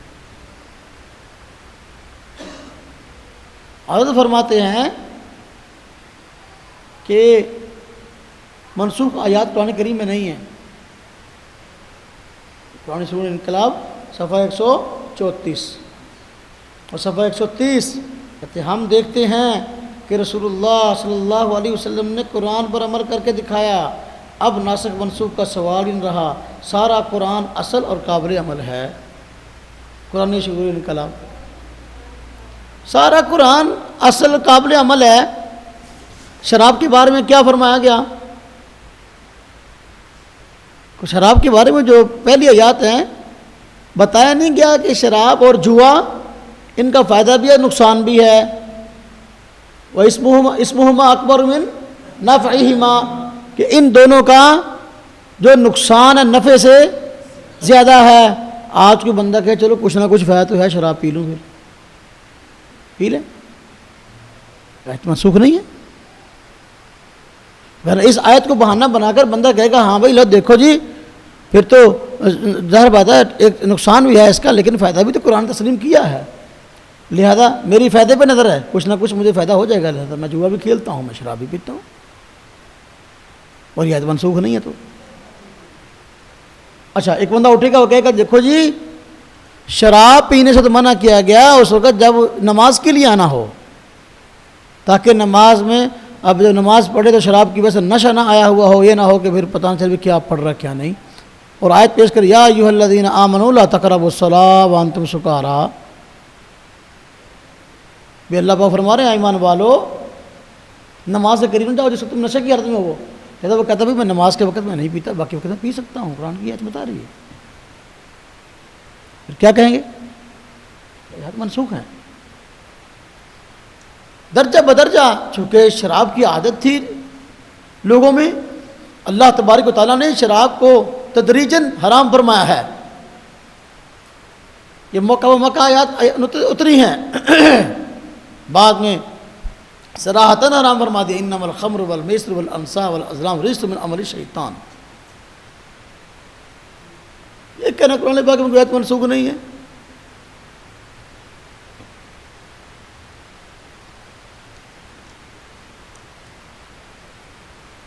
آپ مجھے بتائیں اسلام کا جو جنگی نظام ہے قرآن کریم نے جو نظام دیا ہے کیا ہے بھائی؟ کیونکہ کفار اسلام کے خیر خواہ نہیں ہیں، ہم ان کو دعوت دیں گے، اگر ہماری دعوت کے نتیجے میں اس کو اسلام قبول کر لیتے ہیں تو بہت اچھی بات ہے، اگر نہیں قبول کرتے چونکہ ہمارے خلاف سازشیں ہر وقت ان کا کرنا وتیرہ ہے، تاریخ شاہد ہے اس بات پہ، پھر ہم کہیں گے بھائی اگر مسلمان نہیں ہوتے ہم تمہاری حکومت تسلیم نہیں کریں گے، آپ ہمارے کنٹرول میں رہو، ہمارے متحد رہو، ذمہ بن کے رہو، ہم آپ کے جان مال اس کی حفاظت کریں گے لیکن جو ہے آپ ہمارے متحد رہو۔ ایسا ہے کہ نہیں؟ لیکن اگر مسلمان بھی نہیں ہوتا، ہمارے متحد رہنا بھی نہیں چاہتا، ہم جنگ کریں گے، آجا پھر مقابلے میں سے۔ اب غلام بنانا کفار کو جائز ہے کہ نہیں جائز ہے؟ قرآن کی روشنی میں جائز ہے، ہاں یہ کہہ سکتے ہیں فرض نہیں ہے، جس طرح کہ اب عالمی معاہدہ ہے اقوام متحدہ کی طرف سے، اگر جنگ ہو تو کوئی ملک دوسرے کے لوگوں کو غلام نہ بنائے، یہ عارضی ایک معاہدہ ہے، شرعی حکم آج بھی وہی ہے کہ بنانا چاہو تو بنا سکتے، لیکن معاہدات کی رعایت کے تحت ہم کہتے ہیں چلو وقتی طور پر نہیں۔ اچھا جنگ ہو جائے تو مال غنیمت جو ہے وہ حاصل کرنا جائز ہے کہ نہیں؟ جائز ہے نا، یہ اقتصادی فائدہ ہے، مسلمانوں کو اللہ تبارک و تعالیٰ نے یہ اقتصادی فوائد دیے ہیں، جنگ ہو جائے تو غلام بناؤ اور مال غنیمت حاصل کرو، ہاں اگر ہم اپنی مرضی سے، ہمارا خلیفہ وقت ہاں جی اگر غلام نہیں بناتا یا غلام قید ہوئے بعد میں واپس چھوڑ دیتا ہے تو یہ غلط بات ہے کہ حکمت عملی کے تحت، ہاں جی زمینیں قابو میں آ گئیں، زمینیں قابو میں آ گئیں، ہماری مرضی ہے کہ ہم استعمال کریں، ہماری مرضی کو واپس کر دیں، یہ اقتصادی فوائد ہیں جو مسلمان کو جنگ کے ذریعے حاصل ہوتے ہیں، اور یہ کوئی اسلام نے جاری نہیں کیا، یہ اسلام سے پہلے جاری تھا نظام سارے کا سارا، اسلام نے اس کو برقرار رکھا ہے۔ بعض معاملات ایسے تھے پوری دنیا کے اندر ہاں جی اسلامی نظام کے نفاذ کے لیے بعض جو معاملات دنیا میں چل رہے تھے ان معاملات کو اسلام نے تسلیم کیا ہے کہ چلو بھائی اگر باقی لوگ یہ کرتے تو ہم بھی کریں تاکہ جو ہے وہ ایک نظام کے بنانے میں آسانیاں پیدا ہوں۔ تو لوگ پہلے غلام بناتے تھے تو اسلام نے یہ قانون جاری کر دیا، ٹھیک ہے بھائی غلام بناؤ، لیکن دوسرے لوگ غلام بناتے تھے، ان کے ہاں غلامی سے نجات کا راستہ کوئی نہیں تھا، لیکن اسلام نے غلامی کی بات کی ہے تو اس غلامی سے آزادی کے لیے جو ہے نا کئی راستے کھول دیے ہیں اس بندے کے لیے۔ ہمیں نہیں کہا گیا ہاں جی قتل کفارہ جو ہے رقبہ مومنہ ہے کہ نہیں؟ اچھا، اور اس کے علاوہ زہار کفارہ بھی ہے، قسم کفارہ بھی ہے، یہاں کفارات میں آپ دیکھیں نہیں غلام کو آزاد کرنے کی ترغیب نہیں دی گئی، فک رقبہ ہاں جی ہے کہ نہیں؟ پھر لہذا اسلام کا اقتصادی نظام جنگوں کے معاملے میں ایسا ہے ہم اقتصادی فائدہ حاصل کر سکتے ہیں، اور جب صحابہ کرام نے جنگیں لڑیں کیسے اور کس طرح فتح ہوئے، مسجد نبوی کے اندر مال غنیمت کے ڈھیر لگ گئے، اسی مال غنیمت میں سے حضور نبی پاک صلی اللہ علیہ وسلم کے لیے خمس مقرر ہوا، ایسا ہے کہ نہیں؟ مجاہدین کے درمیان جو ہے وہ مال غنیمت تقسیم ہے کہ راجل کے لیے ایک حصہ اور وارث کے لیے 2 حصے، ایسا ہے کہ نہیں؟ اب دیکھیں یہاں کیا کہتے ہیں قرآن شعور انقلاب صفحہ 171 اس کا نا کہتے ہیں البتہ جنگ کی ایک اور قسم بھی ہے جو گری ہوئی انسانی سوسائٹیاں کرتی رہی ہیں، اور آج کل بھی اس قسم کی جنگیں ہوتی ہیں، انہیں ایک قوم دوسری قوم کو غلام بنا کر اس سے اقتصادی فائدہ حاصل کرنا چاہتی ہے، اس قسم کی جنگ کو ہم انتقامی جنگ کہتے ہیں، یہ منڈیاں حاصل کرنے، یہ امپیریل فائدے حاصل کرنے کے لیے ہوتی ہے، جیسے مغربی قومیں ایشیا اور افریقہ میں کرتی رہی ہیں، اس میں کسی خاص صالح فکر کے پھیلانے اور انسانی سوسائٹی کو فائدہ پہنچانے کا کوئی خیال نہیں ہوتا۔ قرآن کریم اس قسم کی جنگ کا ہرگز حامی نہیں، وہ صرف صالح فکر کی حفاظت اور اشاعت کے لیے جنگ کی اجازت دیتا ہے، یعنی وہ یہ اقتصادی فائدے جو حاصل ہوتے ہیں، ہاں جی، غلام بنانا، کہتے ہیں یہ تو وہ قومیں کرتی رہی ہیں جو ویشی قومیں ہیں، ہاں جی، قرآن اس کی اجازت نہیں دیتا، جبکہ قرآن تو اجازت دیتا ہے، ہاں جی۔ قرآن نے تو یہاں بدر کے قیدی جو ہیں، بدر کے جب قیدی 70 بنائے گئے، 70 لوگ قید ہو کے آئے تو فدیہ لے کے چھوڑ دیا، تو قرآن نے کیا کہا؟ ہاں جی، جو فرمایا کہ بھائی دیکھو کرنا تو یہ چاہیے تھا، ان سب کا خون بہایا جاتا حتیٰ یسخن فی الارض، قرآن نے کہا نہیں؟ پھر قرآن کے نام پہ کہا جا رہا نہیں، یہ قرآن سائٹ نہیں، بالکل ٹھیک ہے، اس قرآن اسلام نے لوگوں کی اصلاح چاہتا ہے، غلام بنانا یہ قرآن کی فکر نہیں ہے کہ غلام بنانا ہی بنانا، نہ نہ نہ، اسلام پہلے دعوت کی بات کرتا ہے، اس لیے کہ بھائی جو مخالف ہے ہمارا، جس سے ہمیں خطرہ ہے، جا کر اس کو اسلام کی دعوت دو، اگر دعوت قبول کر لیتا ہے ہمارا بھائی ہے، اخوانکم فی الدین، اگر وہ دعوت قبول نہیں کرتا پھر بھی ہم اسے جنگ نہیں کرتے، ہم پھر بھی غلام نہیں بناتے، ہم کہتے ہیں ہمارا کنٹرول تسلیم کر لو، ہمارے ہاں رہو، آپ کے جان مال کی حفاظت کریں گے، آپ ہمیں ٹیکس دیتے رہو، بس ٹھیک ہے۔ لیکن اگر وہ کہتا ہے میں نے مسلمان بھی نہیں ہونا اور میں نے ٹیکس بھی نہیں دینا، ہتھیار اٹھاتا ہے، پھر ہم کہتے ہیں آ جائے مقابلے میں۔ باہر کا دیکھیں قرآن کا نظام کیا ہے، اس کو کیا بنا کے پیش کیا جا رہا ہے۔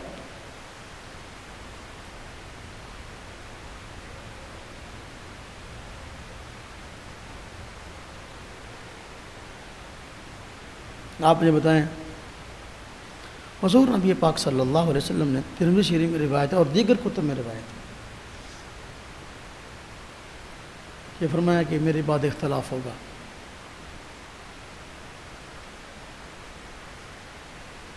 تو ایسے اختلاف کے موقع پر حضرت ارباز بن ساریہ رضی اللہ عنہ سے روایت ہے کہ آپ صلی اللہ علیہ وسلم ایک دن نماز سے فارغ ہوئے تو ہمیں نہایت بلیغ واعظ فرمایا، جس کی وجہ سے ہمارے اوپر رکت طاری ہو گئی، اور ہم نے جو ہے یہ سمجھا کہ گویا کہ حضور نبی پاک صلی اللہ علیہ وسلم کی الوداعی گفتگو ہے، ہمیں رونا آ گیا، ہم نے کہا حضور کچھ مزید باتیں، کچھ مزید نصیحتیں فرمائیے۔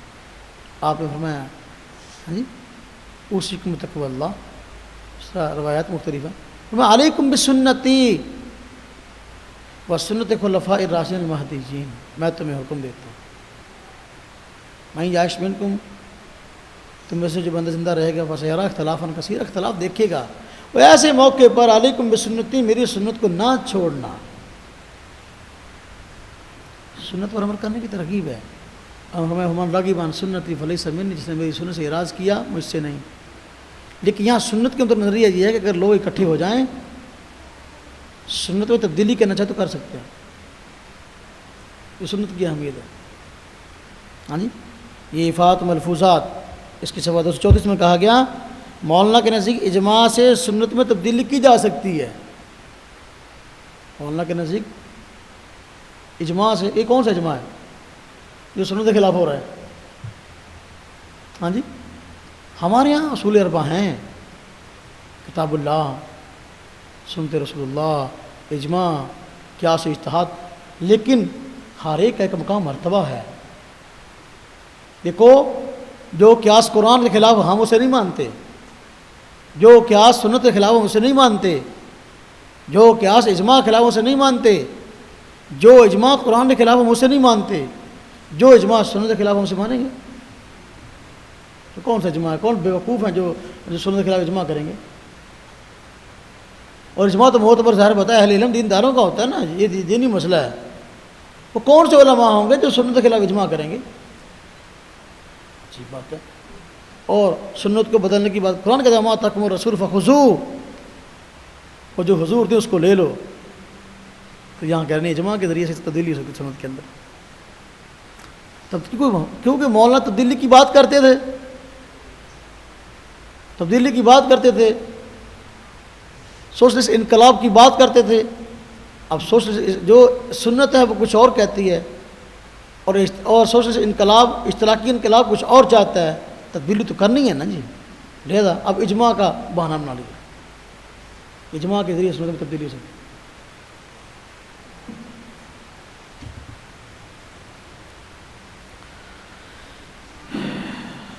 سنت کے انکار کے بہانے میں عنوان منقیم کے کافی لمبی عبارتیں ہیں حالات تعلیمات کے اندر، بڑی عجیب و غریب قسم کی باتیں ہیں۔ اب دیکھیں،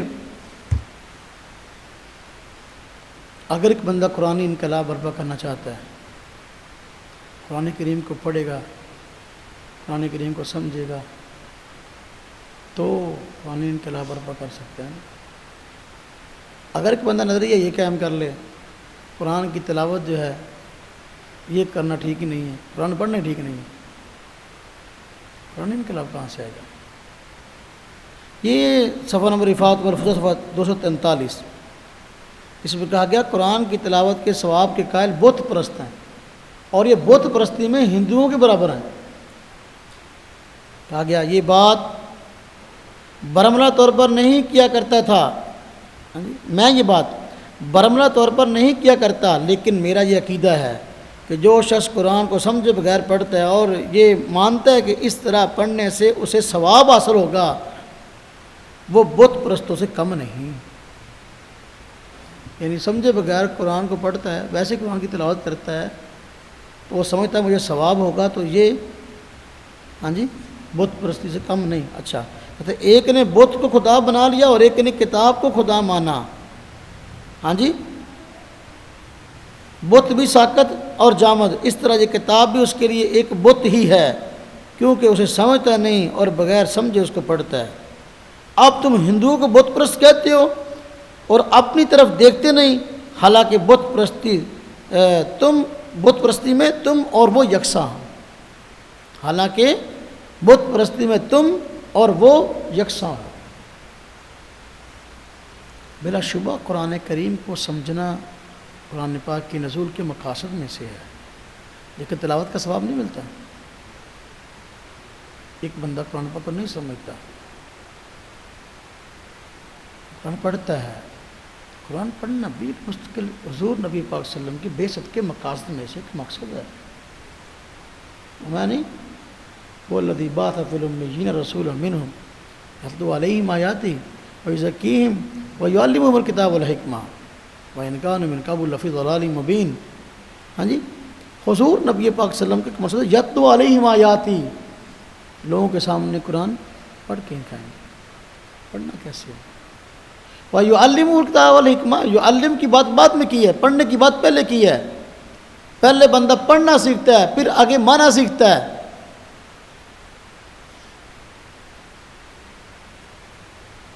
ایک بچہ ہمارے پاس آتا ہے، ہم پہلے دن اس کو تفسیر پڑھاتے ہیں یا پہلے اس کا نظرہ صحیح کرواتے ہیں؟ پڑھنا تو پہلے ہے۔ پڑھنا اس کو آتا نہیں، اس کے پہلے تفسیر پڑھانا شروع کر دیں۔ یہی تو مصیبت نے ملحدین کی ہے، اور جو ٹی وی پر بیٹھے ہیں قرآن سمجھانے کے لیے، ان میں سے کسی کو قرآن پڑھنا نہیں آتا۔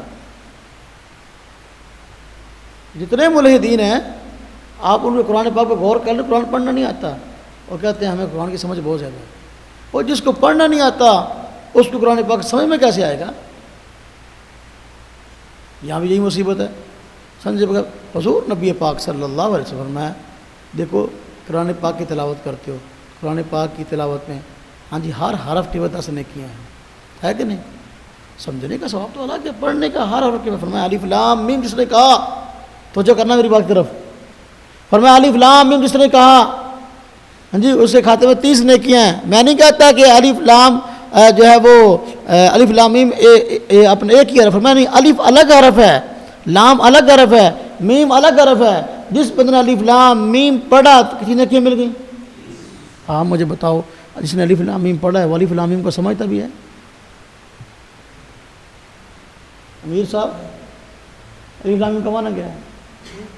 الف لام میم کا معنی کیا ہے؟ الف لام میم کا معنی نہیں نا، تو سمجھے بغیر پڑھے ثواب ملے گا نہیں ملے گا؟ پھر یہاں کہا یہ بت پرستی ہے، تم اور ہندو بت پرستی میں برابر ہو۔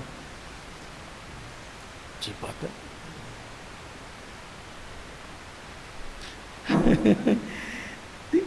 وقت بہت کم ہے ورنہ میں باہر سے پیش کرتا کہ قرآن کی تلاوت میں تو ہمیں کہہ دیا گیا تم اور ہندو بت پرستیوں برابر ہو، لیکن ان کی بت پرستی کو اسلام بنا کے پیش کیا جا رہا ہے.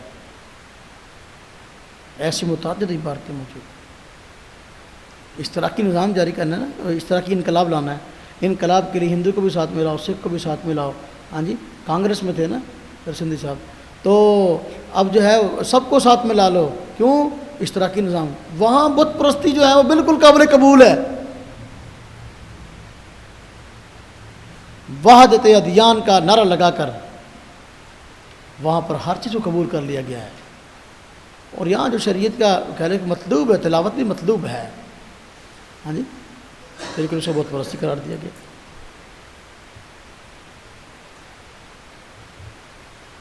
حدیث کے حجت ہونے کے انکار میں جگہ جگہ باتیں کی گئی ہیں حضور نبی پاک صلی اللہ علیہ وسلم کی احادیث کے متعلق.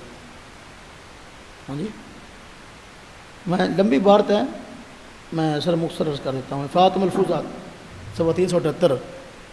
ہاں، میں امام بخاری کے الجامع صحیح کو حدیث کی اصح الکتب نہیں مانتا. ہاں جی، ابن حجر اسقلانی شارح بخاری کے نزدیک 40 حدیثیں ایسی ہیں جن پر وارد ہونے والے اعتراضات رد نہیں کیے سکتے. ہاں جی، اچھا،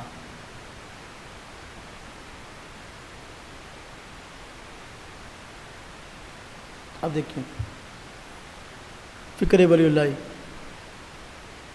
علی شاہ ولی اللہ محدث دہلوی رحمۃ اللہ علیہ حضرت مہدی کے آنے کو مانتے ہیں اور نزول مسیح کے قائل ہیں، دجال کی آمد کو مانتے ہیں. لیکن یہاں کیا کہا جا رہا ہے؟ اسی طرح حجت اللہ صفحہ نمبر افات ملفوظہ صفحہ 269. اسی طرح حجت اللہ کے شروع میں، حجت اللہ کے شروع ہی میں شاہ صاحب نے دجال کے بارے میں یہ حدیث بیان کی کہ دجال دوسری بار مرد مومن کو قتل کرنا چاہے گا لیکن خدا اس کو قتل کی قدرت نہ دے گا. یہ روایت ہے نا.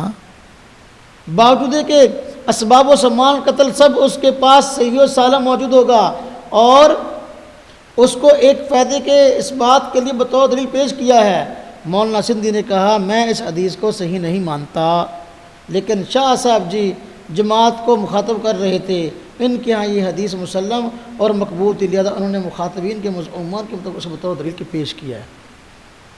ایک طرف کہتے ہیں دعویٰ کہ ہم شاہ ولی اللہ کی فکر پر جو ہے نا اپنی جماعت کی بنیاد رکھ رہے ہیں. شاہ ولی اللہ نے دجال کے متعلق روایت ذکر کی اور روایت بھی وہ صحیح ہے، روایت بھی صحیح ہے.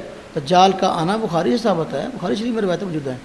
اب حجت اللہ کے اندر شاہ ولی اللہ محدث دہلوی نے اس روایت کو ذکر کیا اور دجال کے شعبدے بازی کا تذکرہ کیا، لیکن کہتے ہیں مولانا کہتے ہیں میں اس کو صحیح نہیں مانتا.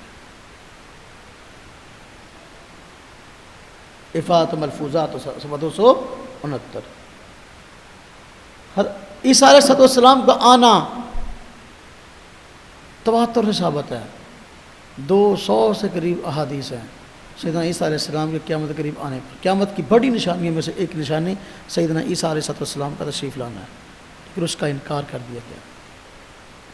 اور حضرت امام مہدی علیہ رضوان کا آنا یہ بھی تواتر معنوی سے ثابت ہے اور روایات بہت زیادہ، لیکن اس کا انکار کر دیا گیا. افادات و ملفوظات صفحہ 283 284. کیا کہا گیا دیکھیں ذرا. وہ سر سید احمد خان، ٹھیک ہے تحریک آزادی میں اس کا کردار ہے، نظریات میں بہت خطرناک بندہ تھا. ہاں جی، اس کی بڑی تعریف کرتے ہیں، بڑی تعریف. سر سید نے امام مہدی کے آنے کے بارے میں روایات کی تنقید کی، روایت پر تنقید کی اور ثابت کیا کہ مہدی کے آنے کا عقیدہ بے سروپا اور غلط ہے. چنانچہ اب مسلمانوں کو کسی مہدی کے آنے کا انتظار نہیں کرنا چاہیے. اس قسم کے روایتی ماحول اور امام مہدی کے انتظار کی فضا میں مرزا غلام احمد نے مہدی کے آنے نزول مسیح کے عقیدے پر بحث کی. اب بجائے اس کے کہ وہ سر سید کی طرح ان روایات کو موضوع قرار دیتے، ہاں جی، جیسے کہ وہ ہیں، جیسے کہ وہ ہیں، یعنی موضوع ہیں، ہاں جی، وہ خود مہدی اور مسیح بن گئے، اور اس طرح ایک لغویت کی جگہ دوسری لغویت پیدا ہو گئی۔ ایک لغویت کی جگہ ایک لغویت کیا تھی؟ اس عقیدے قائل ہونا کہ مسیح آئیں گے، اس عقیدے قائل ہونا امام مہدی آئیں گے۔ اب مرزا قادیانی نے ان روایتوں کو بہانہ بنا کر خود مہدی مسیح ہونے کا دعویٰ کر دیا، ایک لغویت کی جگہ دوسری لغویت پیدا ہو گئی۔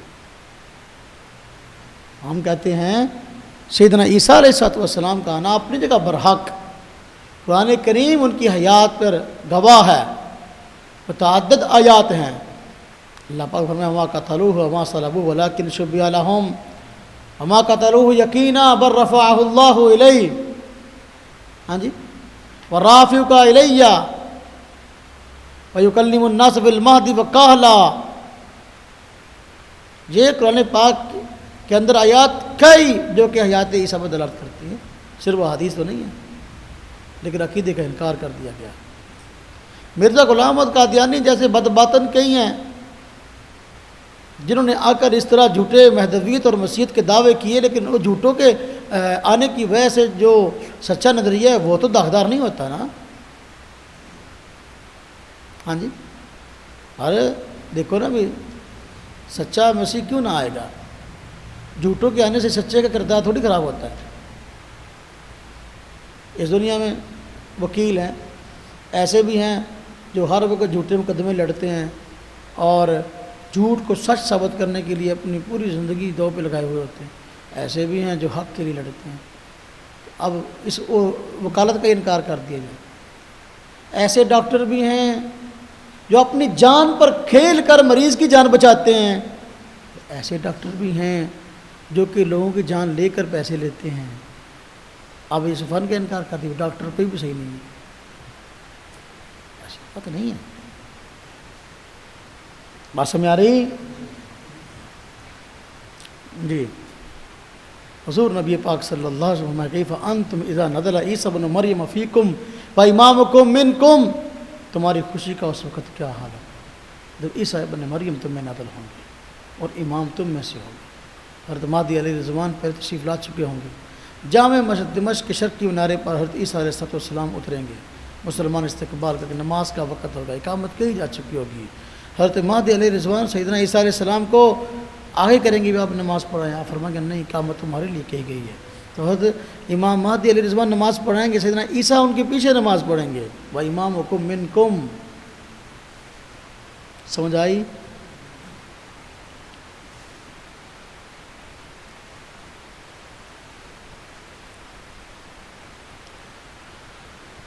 آپ جانتے ہیں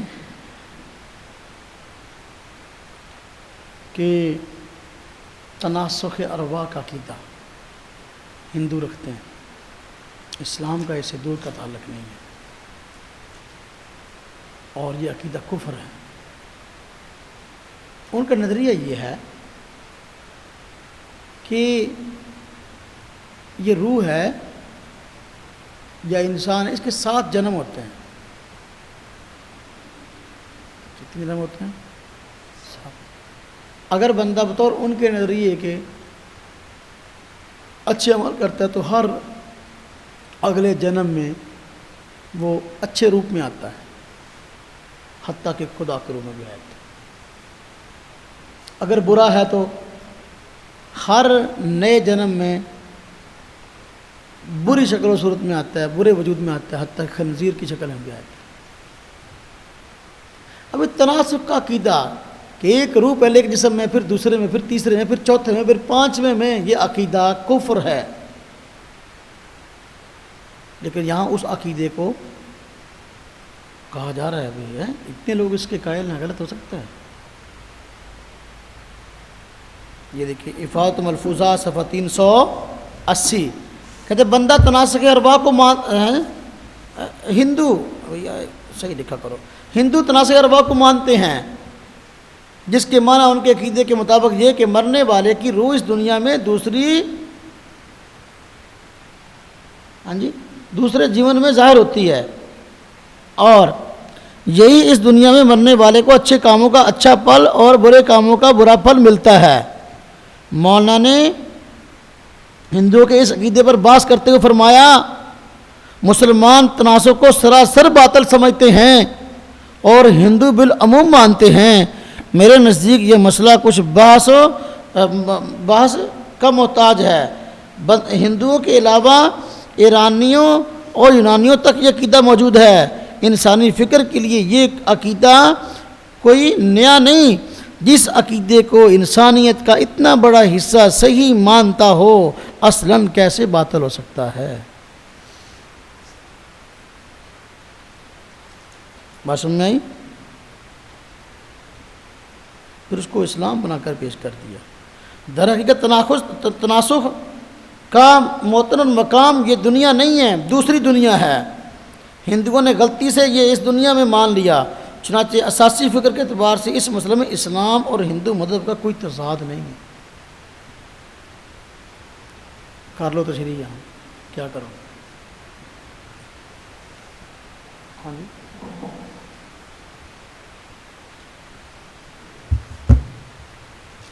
آج کوئی بندہ قادیانیوں کے حق میں 2 جملے بول دے نا، لوگ اسی گردن اتارنے تک جاتے ہیں۔ ایسا ہے کہ نہیں؟ ہاں جی، آپ اس میں قادیانی کے متعلق کیا لکھا ہے؟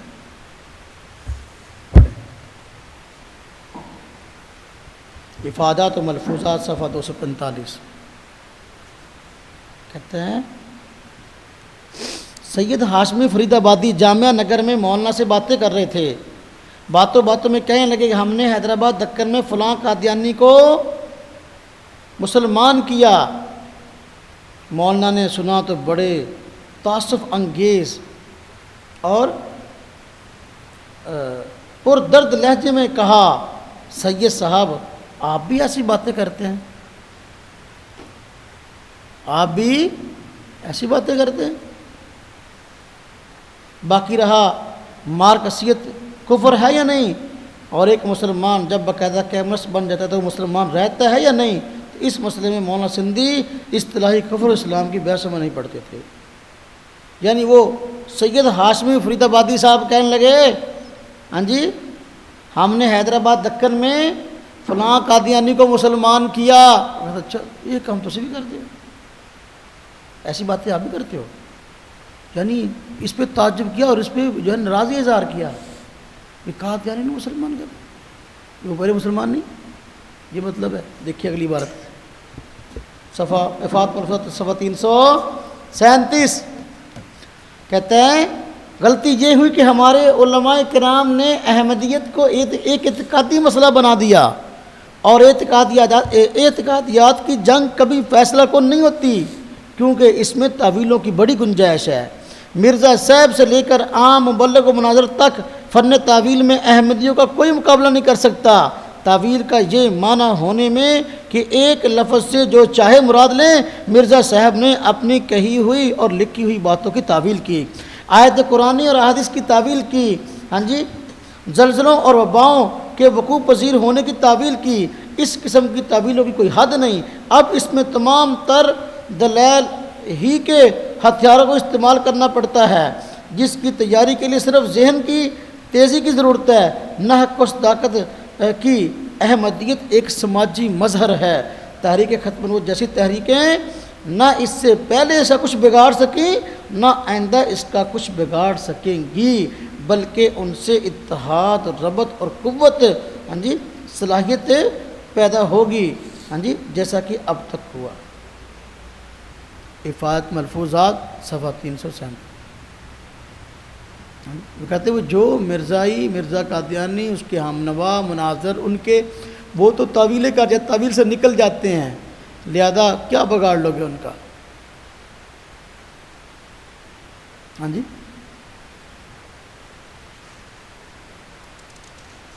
ختم نبوت کی تنظیمیں بھی کچھ نہیں بگاڑ سکتی۔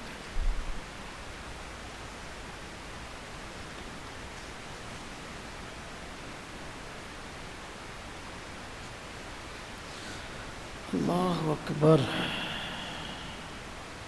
سمجھ آئی بات کہ نہیں آئی جی؟ ہاں جی اب یہ بات کوئی عوام میں کہہ کے دیکھیں، ہاں جی یہ بات کوئی عوام میں کہہ کے دیکھیے۔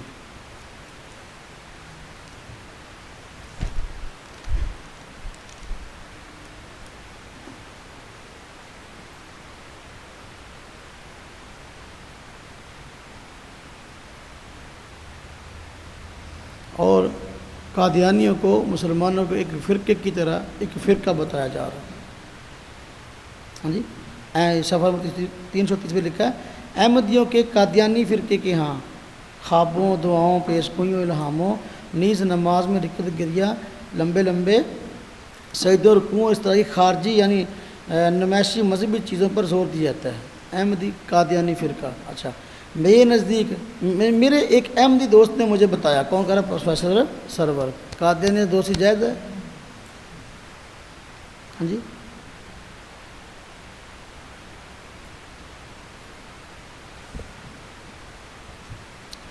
یہ نور الدین، اللہ اکبر، قادیانی کا پہلا خلیفہ کون تھا؟ کہ نور الدین مرزا غلام احمد قادیانی مرا تو قادیانیوں نے کس کو بنایا خلیفہ؟ حکیم نور الدین۔ یا نور الدین کے متعلق جو کہا گیا نا جی، آپ سنیں تو حیران ہوں، نور الدین کے متعلق جو کچھ کہا گیا، کہتے ہیں کہ نور الدین ایک پڑھا لکھا ذہین اور قابل بندہ تھا، قرآن کی خدمت کرنا چاہتا تھا، اس کو قرآن کی خدمت کے لیے کوئی اسٹیج نہیں ملا، اس نے کہا مرزا قادیانی کے گرد لوگ جمع ہو رہے ہیں، یہاں مجھے قرآنی خدمات کا موقع مل جائے گا، اس لیے اس کا پیروکار ہو گیا۔ ایک جگہ نہیں، ہاں جی، قادیانی کے حکیم نور الدین قادیانی کے نغمے گائے گئے، صفحہ 326، 27، 28، 29، 339، 340، 347۔ ہاں جی، میں ذرا ایک آدھ عبارت پڑھ دیتا ہوں۔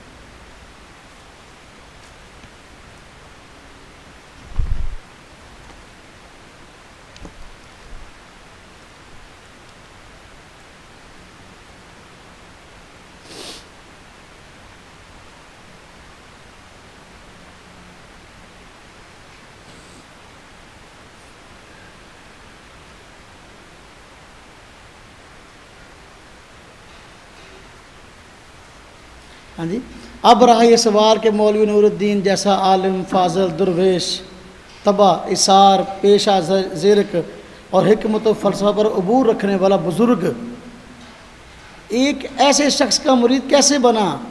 تو مولانا سندھی مسکرائے اور کہا، ہر ابو الفضل کسی نہ کسی اکبر کی تلاش میں رہتا ہے۔ ہاں جی، صفحہ نمبر 342۔ اچھا، وہ عبارت جو میں نے کہی ہے نا، وہ میں تھوڑا سا آپ کو سنا دوں۔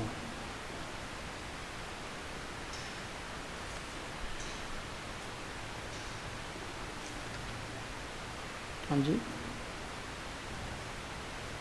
ہاں جی، سنیں، جس طرح مولوی نور الدین کے دل میں، صفحہ نمبر 339، جس طرح مولوی نور الدین کے دل میں قرآن کی تعلیمات کو عام کرنے اور دین حق کی نشر و اشاعت کا زبردست جذبہ تھا، اور ان کی یہ آرزو تھی کسی طرح وہ اپنے اس جذبے کی تسکین کر سکیں، اسی طرح میر محمد اسحاق یہ بھی ہوئی ہے، اور ان جیسے لوگوں میں کچھ خدا داد صلاحیتیں ہوتی ہیں، اور وہ اس تلاش میں رہتے ہیں کہ انہیں بروئے کار لانے کے مواقع ملیں۔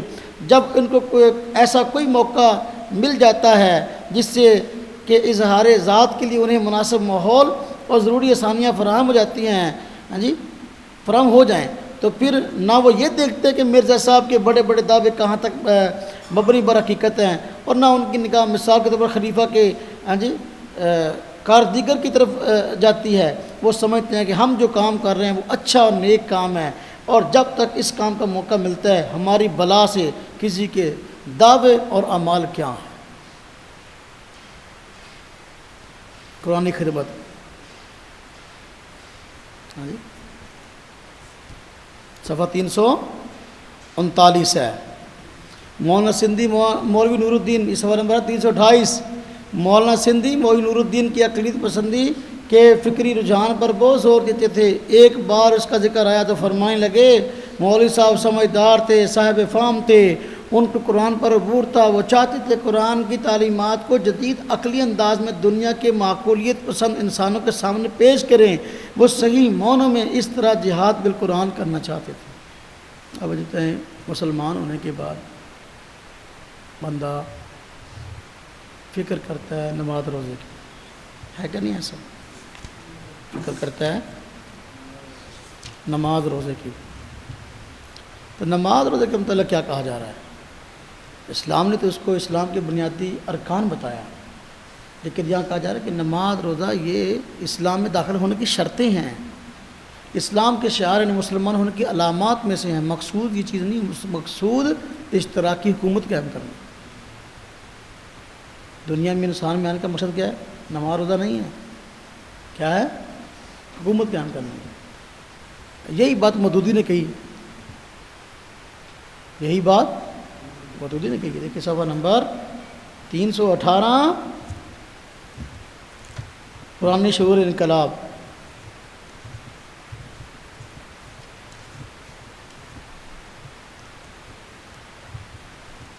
جی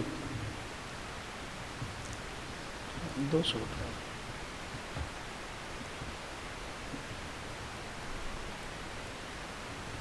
جی کہتے ہیں حقیقت یہ ہے کہ نماز روزہ وغیرہ فرائض تو مسلمان ہونے کی شرطیں ہیں، یعنی مسلمانوں کی جماعت میں شریک ہونے اور رہنے کے لیے شعار یعنی خاص نشان کی طرح ہیں۔ جو شخص ان میں سے کسی چیز کو ترک کر دیتا ہے یا پابندی کے ساتھ بجا نہیں لاتا، اس کی وفاداری اس جماعت کے ساتھ پکی نہیں سمجھی جا سکتی۔ اس جماعت کی تنظیم میں داخل ہونے کا جو اصل مقصد ہے اور جس کے لیے نماز روزہ وغیرہ فرائض کا تسلیم کرنا اور پابندی کے ساتھ بجا لانا پہلی شرط ہے، وہ یہ ہے کہ دنیا سے ظلم دور کیا جائے، اور وہ چاہے کسی شکل میں ہو اسے دور کر کے قرآن کریم کی حکومت پیدا کی جائے۔ ہاں جی، نماز روزے کے اصل جو ہے مقصد ہے، فرائض کا مقصد کیا ہے؟ ہاں جی، قرآن کریم کی حکومت پیدا کی ہے۔ قرآن کی حکومت، ان کے گمان میں تو یہ اشتراکیت ہے۔ ہاں جی سنیں حضرت جی،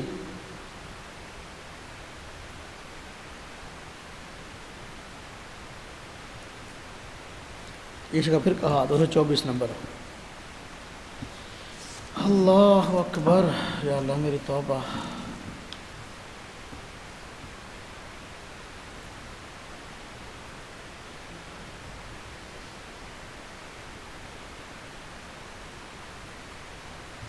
مسلمانوں کو اپنی تمام توجہ قرآن حکیم کی پیروی پر لگائے رکھنی چاہیے، اور جیسے حضرت صلی اللہ علیہ وسلم اس قرآن کریم کے نظام کے لیے لڑتے رہے، قرآن کے نظام کے لیے، اشتراکیت کے لیے لڑتے رہے۔ ہاں جی، تم بھی انہی کے قدموں کے نشان پر چلو، اور جو لوگ آگے بڑھنے سے رک گئے یا پیچھے ہٹ گئے ان کی اطاعت کر کے اپنے عملوں کو برباد مت کر لو۔ تم جو نماز روزہ وغیرہ اچھے اعمال کر رہے ہو وہ اسی مقصد کی تمہید تھی۔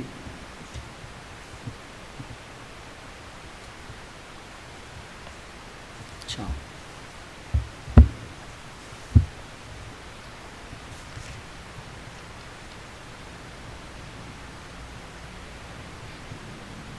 ہاں جی،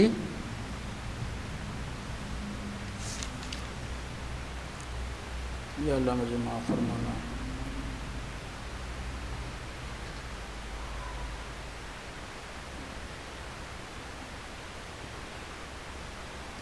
تو یہ نماز کے متعلق نظریہ ہے، یہ تو تمہید ہے۔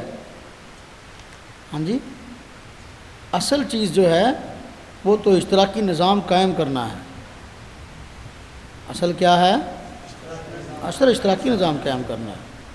ہاں جی سنیں اور مزید بات، حضور نبی پاک صلی اللہ علیہ وسلم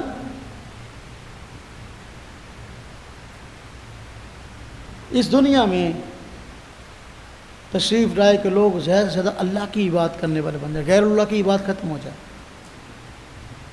5 نمازیں فرض مسلمانوں پر ہوئی ہیں، حضور نبی پاک صلی اللہ علیہ وسلم نے زیادہ نوافل پڑھنے کی ترغیب دی کہ نہیں دی؟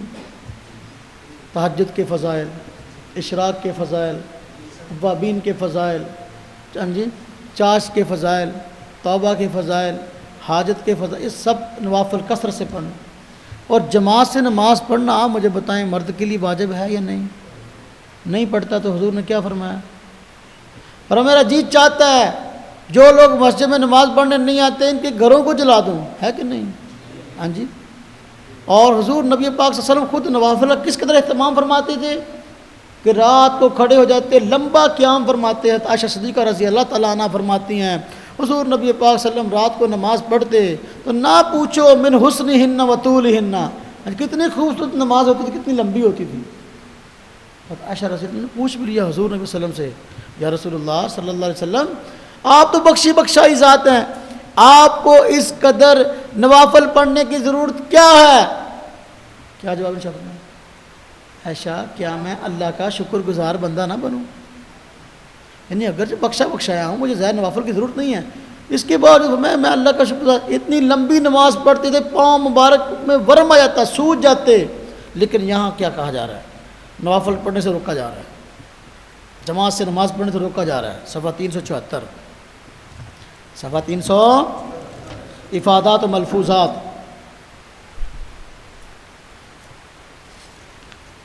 ہاں جی، ایک مولوی صاحب، ہاں جی مولوی فاروق صاحب نے مجھے یہ واقعہ سنایا، یعنی سرور صاحب کہتے ہیں سندھی صاحب کا، کیا مولانا سندھی نے مجھے بہت نمازیں پڑھتے دیکھا تو فرمانے لگے اس طرح، ہاں جی عبادات جو آدمی تک اس طرح کی عبادات، ایک منٹ جی، تو فرمانے لگے اس طرح کی نمازوں سے آدمی کوئی اور کام کرنے کی صلاحیت کھو دیتا ہے، تم فی الحال فرض نمازوں پر اکتفا کرو، فرض نمازوں پر۔ ہاں اچھا آگے دیکھیں 75 پہ کہتے ہیں بے شک نماز واجب ہے لیکن اس کے فرض ہی، سنتے مقدہ بھی گئی، ہر نماز کے ساتھ سنتوں اور نفلوں کی زیادتی نے نفس نماز کو بوجھل بنا دیا ہے، چنانچہ نوجوان اس سے بھاگتا ہے۔ موطا امام مالک کی مروی حدیث میں صرف فرض نماز ہے، اور سائل کا یہ کہنا لا ازید ولا انقص، ہاں جی نہ میں اس سے زیادہ پڑھوں گا نہ کم۔ میرے نزدیک ایک مسلمان کو اپنے اختیار اور اپنی مرضی سے فرض نمازیں پڑھنی چاہیے۔ آگے نماز باجماعت مسجد میں لازماً جا کر پڑھنے اور اس طرح کے دوسرے زوائد کا التزام اس کے تمام وقت کو کھا جائے گا اور وہ کبھی دین کی حکمت اور اسرار کی طرف نہیں آئے گا۔ یعنی کثرت سے نوافل پڑھنا، جماعت سے نماز پڑھنا وقت کا ضیاع کا۔ مولوی صاحب چہرہ کثرت سے نوافل پڑھا، اس کو روک دیا، یہ کیا ہر وقت ہم مسئلے پہ کھڑے رہتے ہو، اب یہ کیا ہے؟ اور کہتے ہیں فکر ولی اللہ ہے، نعوذ باللہ۔ حجت البالغہ میں حضرت شاہ ولی اللہ محدث دہلوی رحمۃ اللہ علیہ نے باقاعدہ احادیث نقل کی ہیں جماعت کی فضیلت پر، اور وہ حدیث میں نقل کیا آپ نے فرمایا کہ میرا دل چاہتا ہے کہ جو لوگ گھروں میں نمازیں پڑھ لیتے ہیں میں ان کے گھروں کو جلا دوں، چند نوجوانوں کو حکم دو لکڑیاں جمع کریں۔ شاہ ولی اللہ تو یہ کہہ رہے ہیں، اور جماعت کے فضائل شاہ ولی اللہ بیان فرمانا رحمۃ اللہ کے اندر کہ جو بندہ جماعت سے نماز پڑھتا ہے، ہاں جی اکیلے نماز پڑھنے سے جماعت سے نماز پڑھنا 27 گنا افضل ہے، یہ شاہ ولی اللہ فرما رہے ہیں۔ لیکن یہ فکر ولی اللہ، ہاں جی اچھا یہ بات، یہ کون سی فکر ہے؟ یہ بالکل اسی طرح کی فکر ہے، شاہ ولی کا نام استعمال کیا جا رہا ہے جس طرح شیعہ حضرات اہل بیت کا نام لے کر جو چاہے کہتے رہے اور جو چاہے کہہ رہے ہیں۔ بات سمجھ آئی؟ اچھا کفر اختیار کرنے کی کھلی چھٹی، صفحہ 364، اللہ مجھے معاف فرمائے۔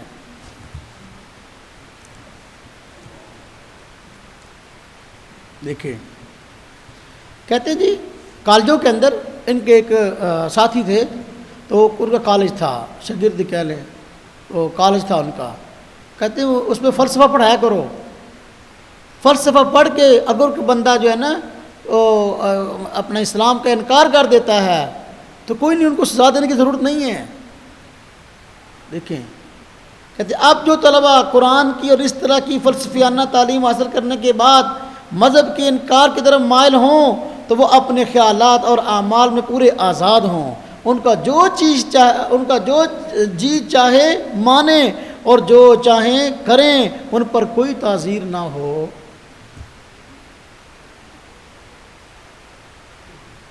ہاں جی قرآن یہ کہتا ہے جو مرتد ہو جائے تو پھر سزا قتل ہے۔ شاہ ولی اللہ بھی حجت اللہ میں یہ کہتے ہیں، شاہ ولی اللہ محدث دہلوی رحمۃ اللہ علیہ ایسے بندے کی سزا جو اسلام سے مرتد ہو جائے تو ہاں جی قتل بتاتے ہیں، اور یہ فکر ولی اللہ ہی ہے کہ جو بندہ ہاں جی اس طرح فلسفہ پڑھ کے اسلام سے نکل جائے تو اس میں کوئی تاثیر نہ ہو، یعنی کھلی چھٹی کو کافر ہوتا تو اس کو ہونے دو۔ میرے بھائیوں اب دیکھیں آخری بات عرض کرتا ہوں۔ سندھی صاحب بلا شبہ تعلیم دیوبند میں رہے ہیں اور دیوبند سے خروج ہوا ہے اور مجبوراً ایسا کیا گیا۔ اب وہ تعلیم دیوبند کے بارے میں کیا کہتے ہیں اور وہاں کے ماحول نظریات کے بارے میں کیا کہتے ہیں، یہ تھوڑا سا دیکھ لیتے ہیں۔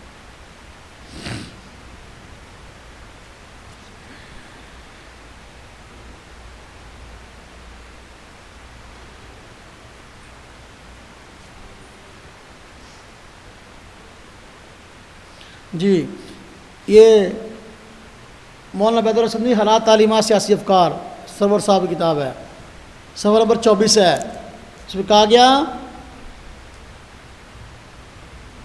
کہ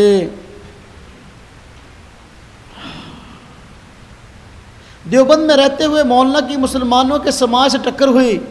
کس سے؟ مسلمانوں کے سماج سے۔ اور جس طرح سکھ سماج کا دائرہ مولانا کے لیے تنگ ثابت ہوا، مسلمانوں کے خود ساختہ سماج نے بھی جسے وہ اسلام کا نام دیتے تھے، اسی طرح مولانا نے اپنے دروازے بند کر دیے اور مشائخ دیوبند کے ایک حصہ کی بارگاہ سے مولانا کو کافر کا لقب ملا، اور خود خوش قسمتی سے اس وقت تک مولانا اسلام کی اصل حقیقت سے آگاہ ہو چکے تھے اور وہ جان گئے تھے کہ اسلام وہ نہیں جس کے ٹھیکیدار یہ لوگ بنتے ہیں۔ اسلام وہ نہیں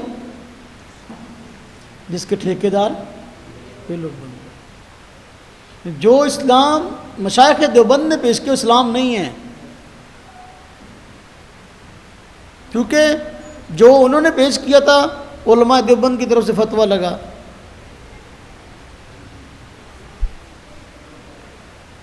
تو اس لیے کہا کہ وہ اسلام ہے ہی نہیں، بلکہ اسلام وہ جو صحیح مولانا پیش کر رہا ہے۔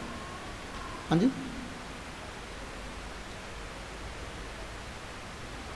دیوبند سے مولانا عبید اللہ دہلی آ گئے تو خروج ہوا تو، اور پہلے کے بنے ہوئے اسلامی سماج کے خلاف قرآن کے بتائے ہوئے اصولوں پر اسلامی سماج بنانے کی طرح ڈالی۔ پہلے سے اسلام بنا ہوا تھا، اس کی وجہ آپ مجھے بتائیں، ہم چپ رہیں تو کیسے رہیں؟ کہاں بندہ کتاب پڑھے گا تو کہ یار دیوبند علماء دیوبند کے قائد یہی ہیں۔ بار کیا بتانے کا مقصد یہ ہے کہ فکر شاہ ولی اللہ والے جس نہج پہ چل رہے ہیں، جس طریقہ کار کو اپنائے ہوئے علماء دیوبند کا طریقہ کار نہیں ہے۔ اگر وہ اپنے آپ کو دیوبندی کہتے ہیں تو پھر علماء دیوبند کے اخراج اور نظریات کو اسلام کے بتائے ہوئے اخراج نظریات تسلیم کرنا ہوگا، ان افکار کی اشاعت بند کرنا ہوگی۔ اگر ان افکار کی اشاعت بند نہیں کرتے تو پھر ہمیں ان کا ناطقہ بند کرنا پڑے گا۔ دیکھیں، اس لیے ہمارے وفاق المدارس نے فیصلہ کیا، کل میں نے بتایا تھا وفاق کے رسالے میں بتایا تھا، جس مدرسے کا فکر ولی اللہ کے ساتھ تعلق ثابت ہو گیا اور وہ تعلق ختم نہیں کر رہا، اس کا الحاق ختم ہے، اس کا الحاق ایسے ہو گیا ختم۔ ہمارے کابر تو بڑی نرمی والے ہیں، بڑی نرمی رکھتے ہیں، اگر اس کا سختی اپنائی گئی تو اس کی وجہ ضرور ہے۔ اگر دیوبندی کرانا چاہتے ہو تو ان نظریات کو کم از کم تمہیں چھوڑنا ہوگا اور نظریات سے توبہ کرنا ہوگا۔ اب دیکھو، نجی مجالس کے اندر اب جو ہے نا، جب کہ بندہ ان کتابوں کو پیش کرتا ہے نا عبارت کو، او نہیں یہ ہماری نظریات نہیں ہیں، کتابیں چھاپ بھی رہے ہیں، ہماری نظریات نہیں ہیں، اچھی بات ہے۔ دیکھو نا، تمہاری فکر کی بنیاد تمہاری تنظیم کی بنیاد مولانا بیت اللہ سندھی کے افکار نظریات پر ہے، اس میں دوسری رائے نہیں ہے، تم خود کہتے ہو، اور کتابیں بھی خود شائع کرتے ہو۔ اگر تمہارے یہ نظریات نہیں ہیں، ان کتابوں کی اشاعت بند کر دو۔ تمہارے نظریات یہ نہیں ہیں، تمہارے نظریات علماء دیوبند والے ہیں، اور یہ نظریات سارے کے سارے تمہارے نہیں ہیں، ان کتابوں کی اشاعت بند کر دو۔ اچھی بات ہے، ماہانہ رسائل نکل رہے ہیں، سہ ماہی رسائل نکل رہے ہیں، کئی طرح کے نکل رہے ہیں، کوئی عزم نکل رہا ہے، کوئی غیر عزم نکل رہا ہے، تو رسائل نکل رہے ہیں، کتابیں چھپ رہی ہیں، چھوٹے چھوٹے پمفلٹ چھپ رہے ہیں، اور انہیں وہ باتیں لکھی ہوئی ہیں جب ہم دکھاتے کرتے ہمارے نظریات نہیں۔ اگر یہ تمہارے نظریات نہیں، تم ان نظریات کے ان کتابوں کے خلاف ہو، تو پھر جرأت کرو اور عدالت میں جا کر ان کتابوں کے خلاف جا کر کیس کر دو، اور یہ کتابیں بند کرو۔ کتاب بھی خود چھاپ رہے ہو اور پھر کہتے ہو کہ ہمارے نظریات نہیں ہیں۔ بار کہ اللہ تبارک و تعالیٰ نے علماء دیوبند کو یہ اعزاز بخشا ہے، تو علماء دیوبند ہر دور میں امت مسلمہ کے سامنے صحیح اسلام کا تصور پیش کرتے ہیں، اور انشاءاللہ تعالیٰ پیش کرتے ہیں۔ اشتراکیت اس کا اسلام سے دور کا واسطہ نہیں ہے، یہ اسلام کے خلاف ایک الگ اور کفریانہ نظام ہے، اس کا اسلام سے دور کا واسطہ نہیں۔ اللہ تبارک و تعالیٰ ہمیں صحیح سمجھ عطا فرمائے۔ وآخر دعوانا الحمدللہ رب العالمین۔